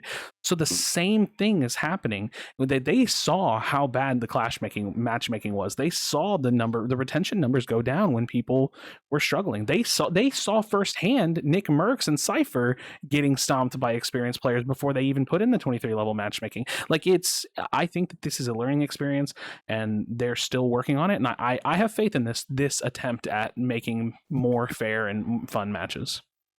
I will say that, like, I think it's been said, like, within the first week, you have to give the matchmaking time to balance out. So that may happen where players unfortunately get stomped out because they're just like, there's an equalizer that has to happen. But it's just like with placements in any other game, League of Legends, Apex. Good point. It's with any other rank. Like it's gonna be unbalanced. You're gonna feel like you're playing people that are miles ahead of you. The game's gonna be crazy skewed. But the great point about it is that at that low barrier level where it's balancing out, you lose like no crowns. You're not even able to lose crowns, right? Like there's no entry point. Like you're chilling. So like it shouldn't really matter to you. And if my thing is like if you're playing, my thing is you are now selecting to play rank. This shit is not norms. It's not pubs. To Krashy, like I don't want to be cold. I'm gonna be as cold as I can be. Like I do not care about your player experience. You accepted that this is ranked. This is what you want to do. You want to compete against the best. You want to compete in a competitive environment. That's what a ranked is. If not, go play BR, bro. It's not for you. Like that's fine. I'm okay with that. But like this is for the big boys now. Like so like we finally have that thing, and now that we've been so we're so like we were so against it like during like thing like people saying like oh you're 3 stacking pubs and we like also a lot of competitive players have tried to like stay away from that and we didn't do that as much. We stopped playing together. Like I haven't played with Megaverse and BR and God knows when. I played with him scrims and tournaments, that's it. And that's unfortunate because that's my friend. Like I can't even enjoy a game with my friend because I'm worried about people bashing us on Reddit or them not having a good time. So at this point of rank, I'm telling you, your player experience, if you're below me, does not matter at not even a lick because it's ranked. So get ready for the 5 seconds. I do want to jump in on that because we do know that they're putting in the measure of unranked versus ranked, but I only think that is like a necessary evil for as long as it needs to happen. So we may not ever feel that at all, or it may be very prevalent. So we do, but at the same time, if you like, let's say you stomp on one newer group of people that are in unranked and you're in ranked, you're going to pull away from them, and then that won't happen. So there's definitely going to be an inequality of things that happen and don't work at the very beginning, and then we're going to pull away from that and disperse. And I think that's really what we need to look at long term. I don't think we have any issues here. Maybe early on a little bit, there's just be a little bit of stomping, but like you're going to get stomped even when you're playing in your skill level anyway. Sometimes, so it is what it is. True. It is what it is. There's a buffer with the mage rank and then also like you guys said like the first little bit of ranked where everything's going to get spread out. I think it's going to be fine. I think that the way that they implemented like 23 plus matchmaking for BR should be something very very similar for ranked. You shouldn't be like, oh, this game has ranked. I'm literally shooting for the first time today. Like let me hop. No, that's not going to happen. That said, I did talk to Jelly and I think we're going to pull in Safamia, who is having some problems requesting on mobile. So I think Safamia has a question if we can pull him or her in. So we'll see if that works. But yeah. Can I just drag? Can I drag somebody up? I'm still learning that. I feel like I can. I feel like I did once, but then I've tried it a couple times and it literally doesn't work. So I don't know. Move to nope. Yeah. Invite to speak. I see requested to speak. Yeah, I invited her to speak. So yeah, we'll see. I was gonna say is Sephmia a woman? I don't know. I was gonna say I don't know. Yeah, we'll see. Yeah, I don't know if that'll work or not, because I know that they're on mobile and it may be just like a weird version of this implementation because it's all new and stuff. So maybe Discord will have to fix that. But I guess I don't know. No, you can type it in chat if you want, if you don't mind. Is my phone dead? No, my phone's right here. I think Angelic Sin has a pretty good question that I would like to hear your all's response to be honest with you. Is that just what happens if the player base doesn't grow? Yeah, I think that we're all assuming that it's going to grow, right? Yeah, we definitely are. I think that the reason why my perspective on assuming it's going to grow is because the game is literally going into the best state that it's been in, I think, since ever. Like, I genuinely think that like opening the game to a new, much better, very well made small form game mode. Like, my biggest issue with VR is that there are so many intrinsic issues with VR, and so many of those get solved instantaneously when you move over to this new mode. So I think that we're primed for growth, but in my opinion, what happens if the game doesn't grow is that we just persist through another period that felt very similar to chapter 1, right? Like, where, obviously I don't think we're going to have like dead lobbies because we're playing the context is different. Like, it's going to be different. I think that even if, like, worst case scenario, the game really doesn't grow that much, it's still 10 times better than where we were in chapter 1. So like, Agreed. Even worst case scenario is probably not that bad. We'll just have to hope for growth, that we have to hope they can keep doing the right development or making the right decisions. I was going to say, if Sephmia wants, you could ask the question in chat if you really want to, if it's really just a question you want answered. But if you want to come chat with us, then you'll have to do some things on your end. But and plus, just to go off what you're saying, like, if the population doesn't grow like what we want, to me it's still a lower population game mode than BR. So we will queue snipe each other. Like, you'll see me and Kaos and whoever we're playing with, which is not announced, going against like UT and 5v5s a bunch. We'll just queue snipe each other a lot, and it'll be really easy because, like, well, first of all, it's double 5 stack, and then, like, we'll be around. We'll probably be a similar ranked or whatever. And if we get hard stuck anywhere, we'll just sit that out and queue snipe whenever we can. Yeah, honestly, if the community size stays exactly the same, we could even see potentially the same size community being much more active. You know what I mean? Mm-hmm. Instead of just having periods of time. Yeah. So we'll have like just everybody playing all the time. It could be even if the community doesn't grow at all, which is not likely, it's gonna seem better. Like, it's gonna seem like a lot larger. It's gonna be like, whoa, I'm getting lobbies all the time. Like, it's like it might not grow a lick, and you're gonna be like, oh wow. And that's why I always even talked about like perception versus reality. Like, there are some people in the world that they're just kind of like hype beast people. You know what I mean? Like, they're they ride the waves of what's ever doing well, and they don't really like to extend too much out of that. And there were people that were like, oh wow, this game doesn't get full lobbies all the time. Don't even want to play it. You know what I mean? So you get to shift that perception some, even, because dude, it's not a secret. We're not hiding the fact that this game has a low population, but we're also not all here like I say this to people all the time, and it's one of my biggest ego lines. Do I fucking look like someone that likes to waste his own time? Like, and don't answer that in a snobby way. I'm not in the mood. But like dead ass, I don't play this game because it's shit and I'm like to do it sarcastic. No, good. No, but seriously, like, the reality is I don't play this game because it's a shit game, but I'm growing on YouTube. That wouldn't be fun for me. I can't live that way. Like, I'm serious. I wouldn't be happy with that. That's not fun. I play it because it's a good game, and I happen to make videos for it. So yeah, I don't know, man. I just feel makes goddamn good videos. Go watch him on YouTube. Content every king, day. Bro. I'm the self-proclaimed unironic content king, bro. No, yeah, I'm excited about the future because I do think that we're primed and like ready for growth, and it's gonna be pretty lit. Yeah, I also think that I'm really excited to see new individual like solo players get burned. I think that a lot of people, like, especially in the community, competitive people, when we get shit on, we're like, that kid's really good. Like, that kid's nice. Like, bro, like, I looked at Timmy Stack Solo, I was like, that's Shmaloop kid? Talent. That's actually like actual talent. Like, I know it when I see it, right? Like, and then, like, I'm like, oh, Little Hustle came out of nowhere. Like, I can't wait to see these like random people like just find their ways onto teams, and like, like, I feel like solo talent will not go unnoticed, especially if I know you're playing solo. I'm gonna be like, yo, that kid is not playing with any of those people, right? Like, yo, he's like just like solo bro, and like, yo, that kid is nasty. Like, yo, get him on that kid's playing by himself. He must have horrible comms. Let's not pick him up. Yeah, wait. Okay, so randomly, I gotta interject because Dort kind of gassed me up in chat, and I want to throw something out there. Today is actually my 7th month exactly making videos for this game, and I have 201 videos uploaded in 7 months, which is an average of like 28.7 videos per month. So I'm almost uploading every day, technically on average, which is.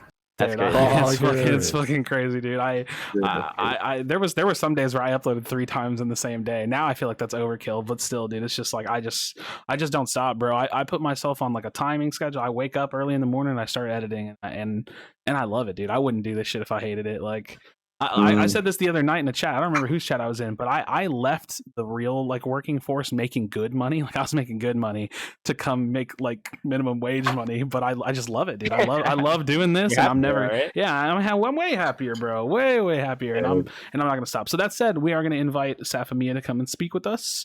So I sent the request, and let's see what we get. Somewhere at the top of the screen. I haven't even seen the accept button, so I'm excited about it. Safamia. Hello. Hey, I think I might be in. What's up? Nice. Cool. I'm on my old laptop, so I wanted to make sure you were able to understand me. No, yeah, you're good.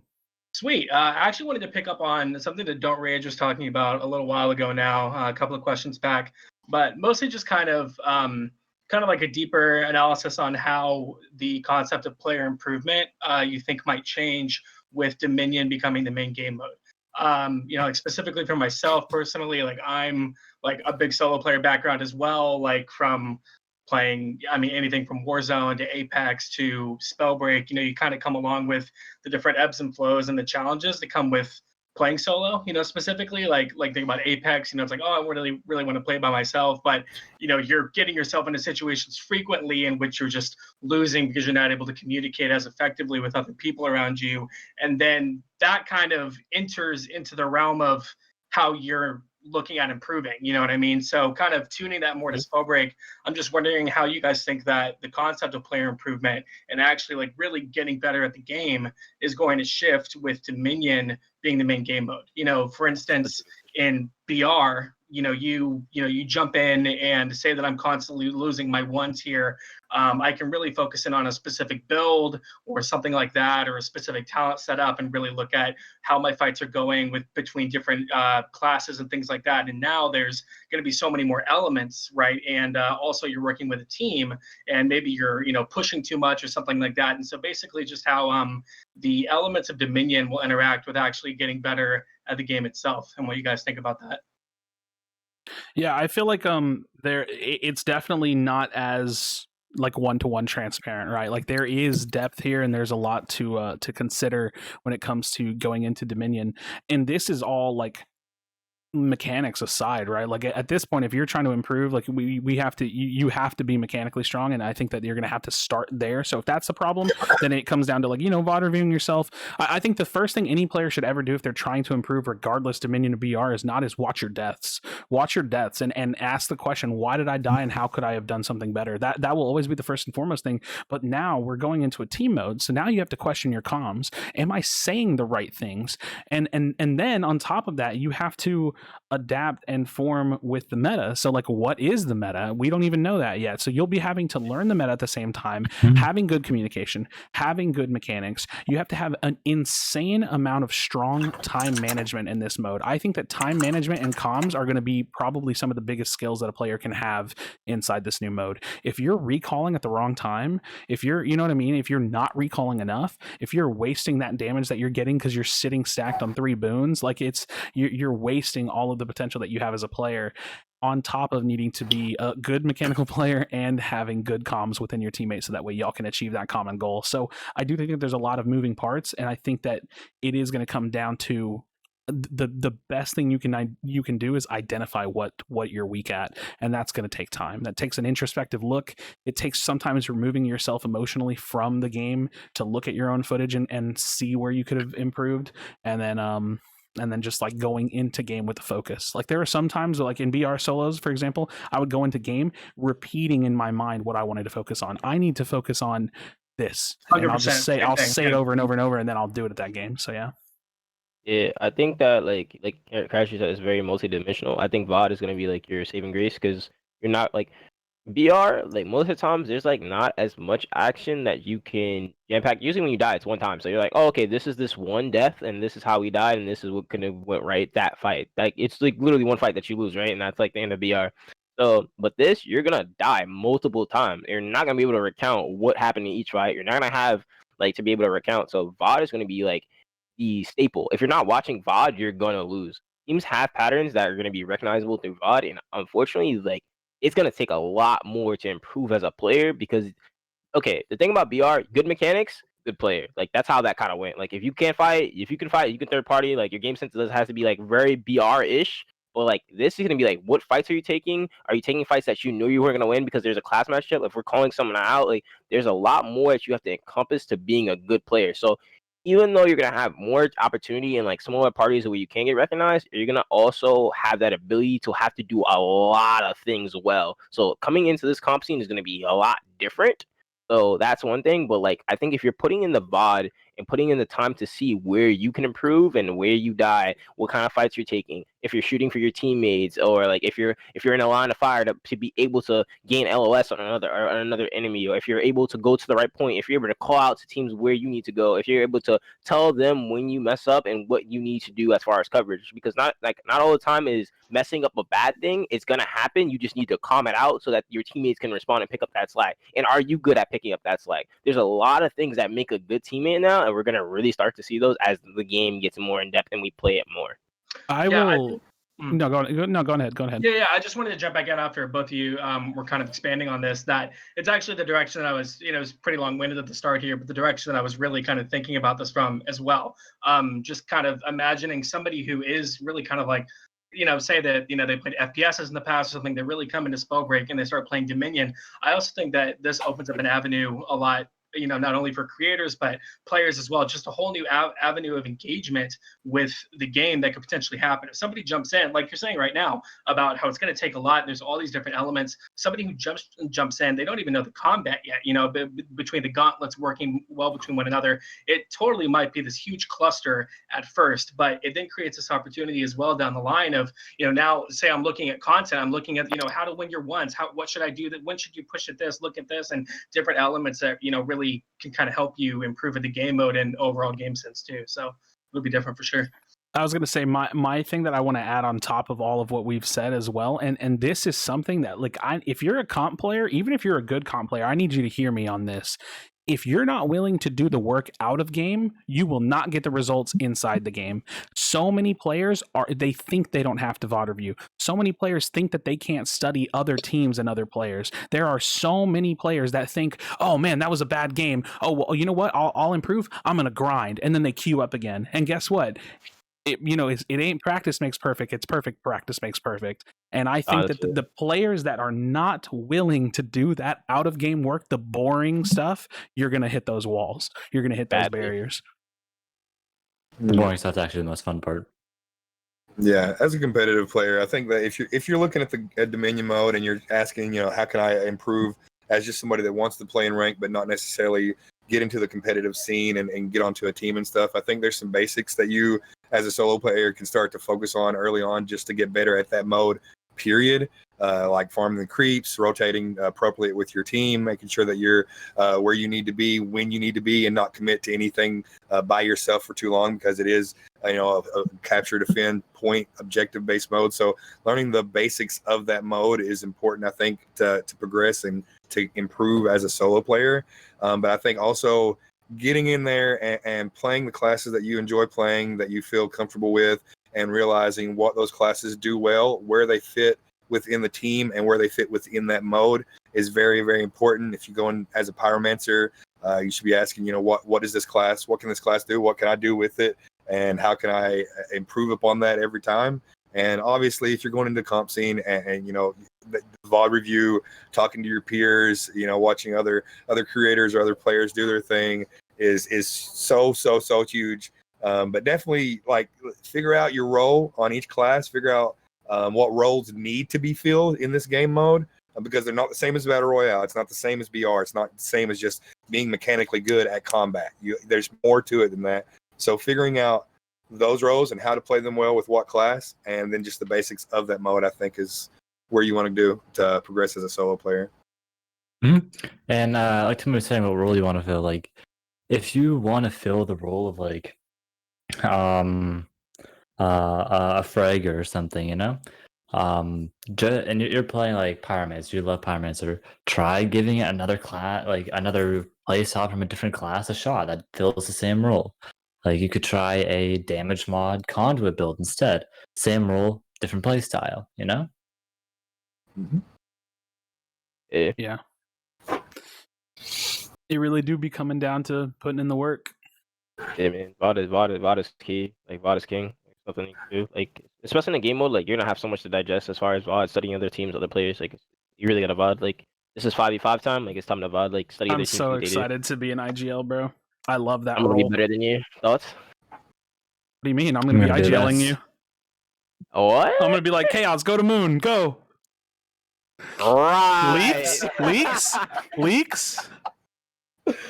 Oh man, are we leaking? No, Safamio, do you feel like we nailed it, man? Definitely, that's great. Thanks a bunch, y'all. Super excited. Awesome, man. Catch you guys around. Code Controller gang. All right, catch you around. Controller gang, let's go. Go. Yeah, man. No, I don't know. So we're more than welcome to take more, questions and requests and stuff. If anybody wants to hop into the Discord, !XCEL, or if Kaos, if you want, we can go deeper into a bit more of a comp talk. We are getting close to that 3 hour mark, so we'll probably start wrapping a little bit. But if you had any thoughts on anything, definitely take it that way.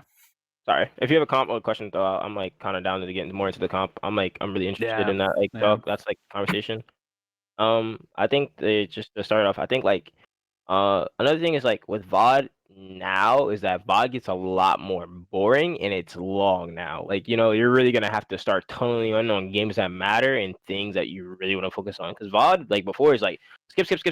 When did we die? Or we died here. Yeah. Okay, this is how this fight went. Okay, cool. Like now it's like, what did we do at the beginning of the game? Why were we down early? Were we down early, mid, or late game? Where were our rotations? Where did we send this player on this team? Who was he fighting us most of the game? Where did most of our deaths come from? Okay, cool. It came from this one person? Or like, what were you fighting against during this one time? That's another thing. Like, don't use VOD to flame your teammates. Like, I hate when people do that. Like, they fucked up, bro. Like, they played a bad game. Like, it doesn't matter. Like, it's VOD. Like, you're here to help him get better. And if he's getting shit on, you're allowing him to get shit on. Like, dude, that's my mentality. This kind of makes me feel like the same thing I said. It could have been a few podcasts ago or something where I said, like, being a good team leader comes down to knowing how to talk to your teammates too. Some teammates they react differently to certain things. You rage at me, I'll probably be all right. You rage at Megaverse, dude, I don't know, he might not be able to take it. You know what I'm saying? Like, so it really just depends on. Yeah, exactly. Yeah, exactly. So no, but that's like dead ass serious. Like you have to know how to talk to the different people that it's a relationship. Right. You have a friendship and a teammate that you're working with. You got to know how to talk to them, and that's going to be really important. I want to throw out like some knowledge, I suppose, or at least what I'm thinking. I think for players that aren't already kind of working in a team setting that are going into Dominion, probably the number one thing you're going to have to work on is time management. I said that earlier, but I think that it's really important to sometimes you're going to need to get somewhere on the map and do a 180 and look and see how close to you your teammates are. And then you need to go, okay, they're a little bit back there. I should probably not push this mid hill right now. You know what I mean? Just slow down. Yeah, the objective is in front of you and you know what you got to do, but losing 3 to 5 to 10 seconds, and which is like 1 point extra on that hill for the sake of not throwing that whole next fight is important. So don't stagger. If you don't know that term, you'll learn it in this game mode. You'll learn it, and group up and communicate and manage yourself. Manage, be measured. Can't be, stepping on the gas every single time you spawn in. I want to ask a question that like gives everybody an answer. That way, people can like kind of grow from this as well. What do you think? Without repeating anything, what do you guys think the most important part of being a comp player will be? So, like something like communication, blah blah blah, whatever the case may be. Can everybody just give one good answer without repeating anything? Can you repeat the question? So, what do you think is the most important part of being a comp player? Like when you're coming into a comp team, you're ready to go. You're like, I'm gonna be a comp player. Like I'm gonna make a comp team. What do you think is the most important part? Like mechanics, game, like communication, rotations. What do you think is gonna be important? Can you use it in a sentence, please? No, be coachable. Oh my god, dude. Be coachable. I really think it'll be communication. Communication will be key over everything. flexibility and coachability. If you're not coachable and you're not flexible, then I don't want you. Timmy? I was going to say something about communication, but I think more along the lines of how to communicate optimally. Short, get the information to the people accurately, and short. I really think like as far as another thing is going to be how can I say this? Basically knowing your matchup. Like, you know, like it's going to be a really first communication, but like communication specifically, like calling out what gauntlets the person has. Like if you're fighting against a Tempest Fire, like that's gonna be important. Like that's an important call out to me that you can't miss. I guess that goes into communication skills, but also like being able to step back and be level headed, like composure. Composure is gonna be huge in this game. The game modes are gonna be close. The games are sometimes gonna be close. Composure to be able to execute when you get a good moment, and we're gonna have to start. Like that's another thing I love about 5v5. We're gonna start seeing game-making plays. We're gonna see the fate of the game literally turn the tide as someone makes a huge play, and it's gonna feel that way, and like you're gonna really pumped about that. So composure to me is gonna be unmatched. Like I know, like to me that's like where I pick up teammates where I'm like that isn't like you could be whoever you want. You could be the best player. You could be coachable, but like if you don't have composure, like like you know, like. So. Yeah, keep it cool, man. I think Krashy really has talked about it with the time management. I think like I wonder how important it's going to be for communicating, recalling. You know, like it's such a big time commitment. I think Krashy's the one that pointed out earlier. It's like what 15 seconds or more that you're going to be gone from the game. Yeah, and you're away from helping your team. What if multiple people choose to recall at once? You know, like there's going to be so much more that goes into the communication here, like calling out your opponent's like build, talking about recalls. Like, yeah, it's going to be nuts. And I think that like we may even see situations where like recalling, depending on the power spike that's on the table, like let's say 3 or 4 of us have 3 boons stacked, we may give up a point to recall for that strength just to come back and retake it. Like, you know what I mean? Like it's going to come down to being optimal, and that may be being, you know, like unoptimal in terms of holding the point. Like there, and you know what I mean? And it's gonna, I don't know, dude. And that's like basic to be honest. That's a basic thing to learn and to coordinate, but it could come down to all different kinds of strategies. So much depth, man. I think that like being good at the game is just but one piece, right? You know what I mean? There's so much going on. It's gonna be sick. Yeah, based on it, I feel like you're gonna know how to play it. You're gonna have to know how to play the game. Like, don't get me wrong. Like, you can do all these things, communicate, be coachable. That you have to know how to play the game. Don't get me wrong. Like, there's gonna be a baseline of knowing how to play the game, but mechanics. My thing is, if you feel like you have teammates that you really team with, you enjoy, they do a lot of other small things well, but they're not the mechanical ability can grow. Mechanical ability can grow. Give it time. Play more. Study what these top mechanical players are doing. Mechanics are the easiest thing out of everything we've said. Like being coachable, hard to obtain. Person that listens, hard to obtain. Person that communicates, hard to obtain.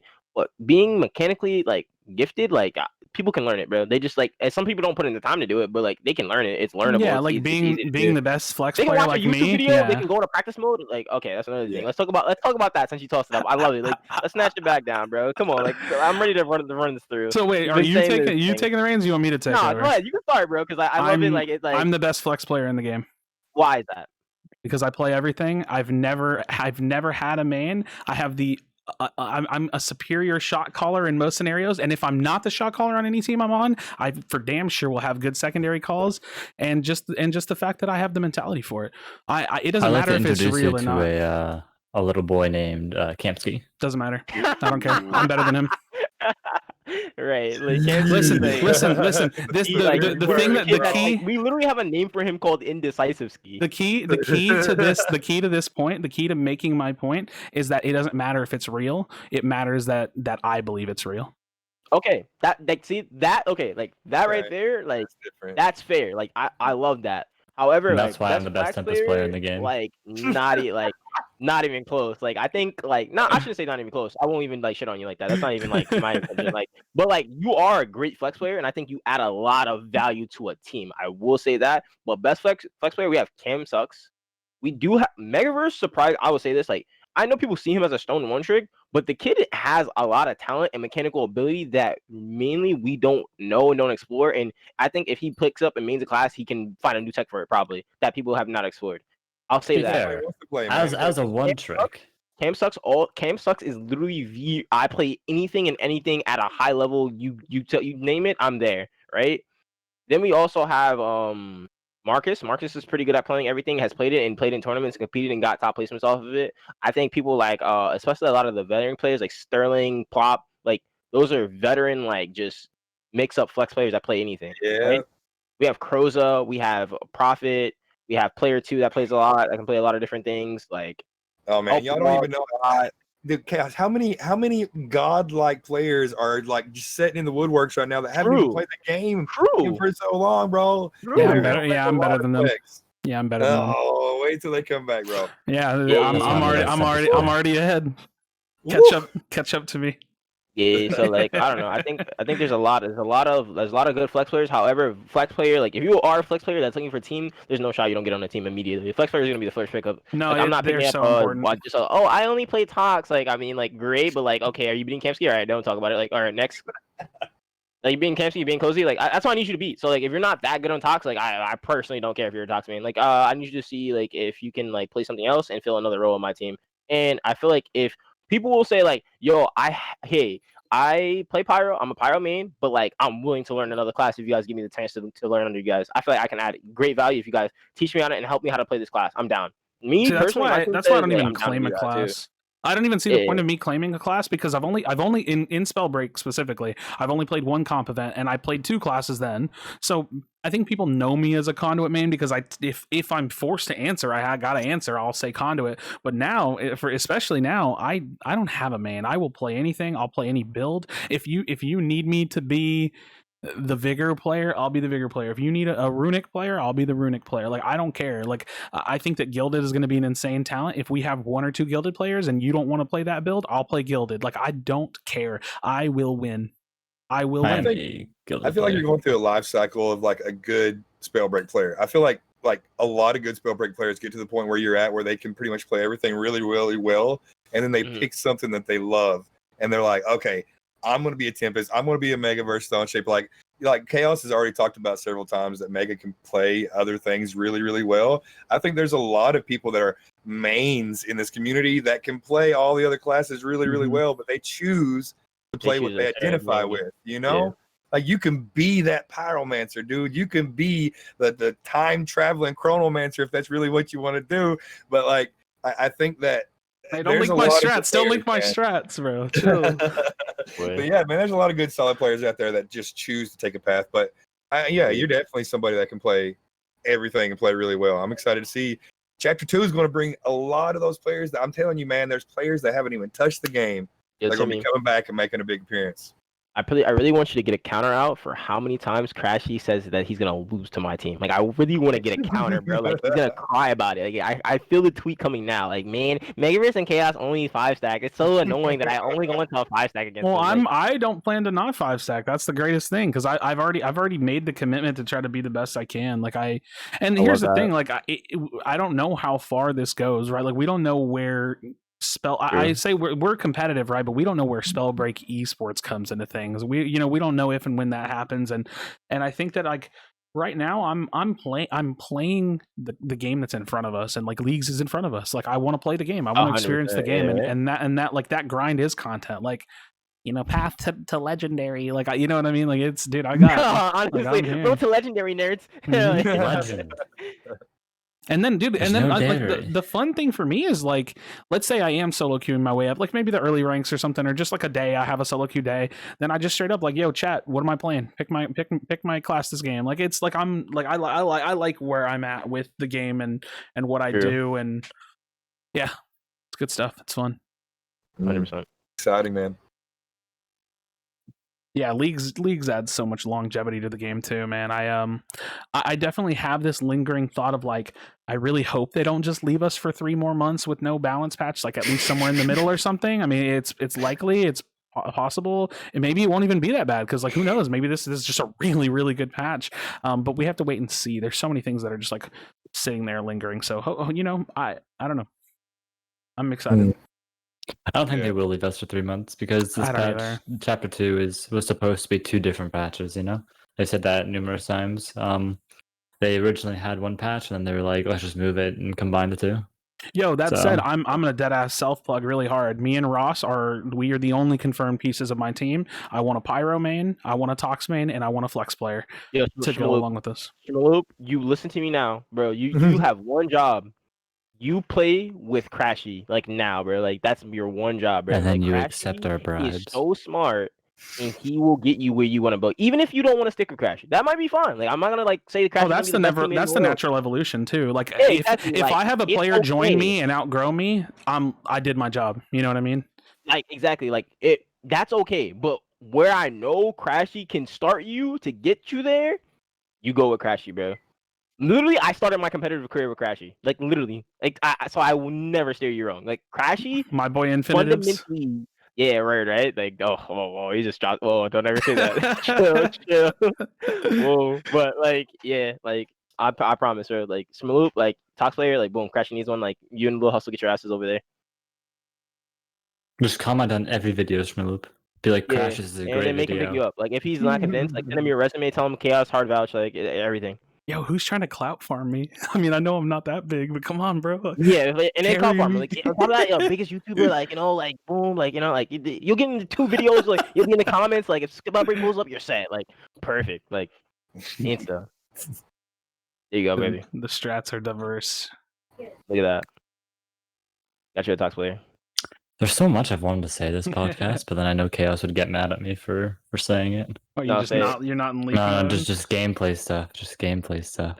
Oh, I have I have some strategies and stuff. Like obviously it's like strategies are kind of bullshit because I just don't know if they're gonna work, but I have some like really, really unique stuff I want to try. Timmy knows one of them. I sent him an interesting strat. We'll see, especially after playing, we'll see. But Megaverse, you want to gameplay leak one thing? Like I'll give you like free bone. Like go ahead, leak something that you really want to. Like really bad. Oh man. Choose one thing. Basic recalling. So as you're heading towards the zone, like if you're going to capture a zone, you can recall if you're on 1 boon, 2 boons, whatever, because you're only going to lose like 3 seconds because of the fall speed that you get when you're falling from the air. Plus, you don't have to run into people as you're heading towards the zone. So it's an uncontested way to get from point A to point B. Recall traveling. Yeah, clever use of game mechanics. Yep. There you go. There's no cooldown on recall, right? You can like recall as soon as you drop. Yeah. Well, you can only recall if you have a gem, but yeah. Yeah. So as long as you have one, you can use it. Okay. Yeah, I was gonna say that we did skip over this because I think this is something that will end up being a point of feedback for Proletariat.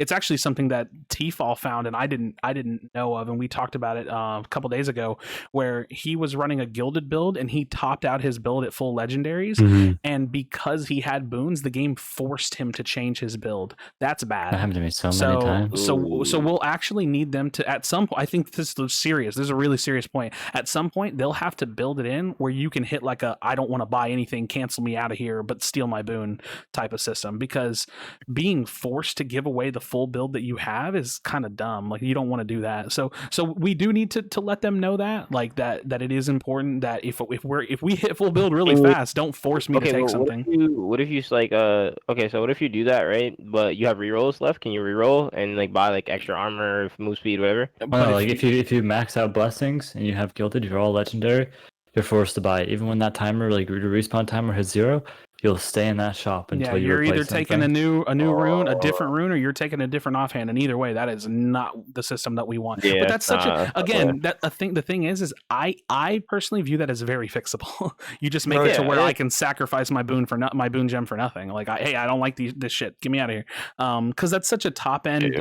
That's such a top end issue that even they probably just didn't think of it. You know what I mean? So that's one thing that we'll have to give them that feedback on. But but it's good that we like T-Fall caught that shit earlier. Y'all caught that shit really, really early. So we can definitely tell them that. So nice. Yep. Cool. Yeah, I'm excited. I see Novin talking about like Nick Merckx and Cypher PK. I hope we see some good marketing. I'm hoping that we I don't know, man. I have a very good feeling. I don't really I don't really see a lot of downside to what's coming. Although, then again, when I looked at Chapter 1, it all looked really good. And Chapter 1 started on a real high point and plummeted. I'm talking like straight to the ground. And I don't even feel bad saying that because at very least the game is still here and it's a learning experience for them. So, but I do have very high hopes, and I'm excited to see, where what we feel even in like a month from now. You know what I mean? Yeah, I'm excited for Wednesday. Dominion Draft Tournament. Check out it on Element. Me and Megaverse somehow got on the same team together because we're inseparable. Me, Kaos, Cam, Armando, and Pro Gamer. Yeah, we're gonna win. Yeah, it's gonna be really good stuff, man. I think it's gonna be the first. It's not even super constructed because it's draft, but it's gonna be the first like pretty 5v5 with comms, pretty much. Yeah. I was gonna say, comms, yeah. Oh yeah, like Death and Krashy's team comes falling apart. Yeah. Yeah. I think me and Megaverse pretty much got it in the bag. You just gotta know where to put the money. Cool. Yeah. We'll see. Well, friends, unless anybody has any more talking points, we've been going over 3 hours. This is probably one of our longest ones because we just had. Dude, there's so much to talk about. I'm sure I still feel like I missed something, man. You know what I mean? There's got to be something, but it's just crazy to me. I want to reiterate because I'm so impressed that like the things that I complained about are like. They're nitpicks, man. Not worried about class balance. I wish I can get off this podcast and play now, but I know, bro. But yeah, it's gonna feel good. Like so soon. I know I get the preview on Wednesday, and then after that, I'm like literally taking melatonin, like knock me out for 12 hours. Like I'll see you on the 8th.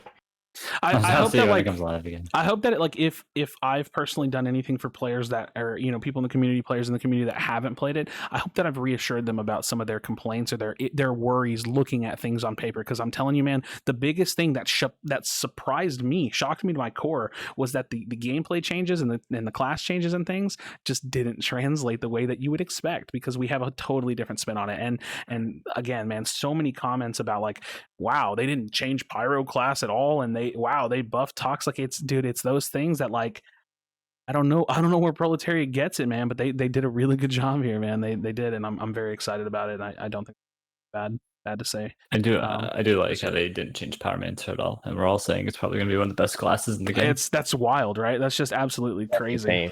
So yeah. Yep. But yeah, friends, I think that is most likely going to be our time. Let's see if there's anybody in the community of Spellbreak that's streaming that we can send some people over to. If you guys want to send a brother some love, who's on right now? Let's see. Pentel.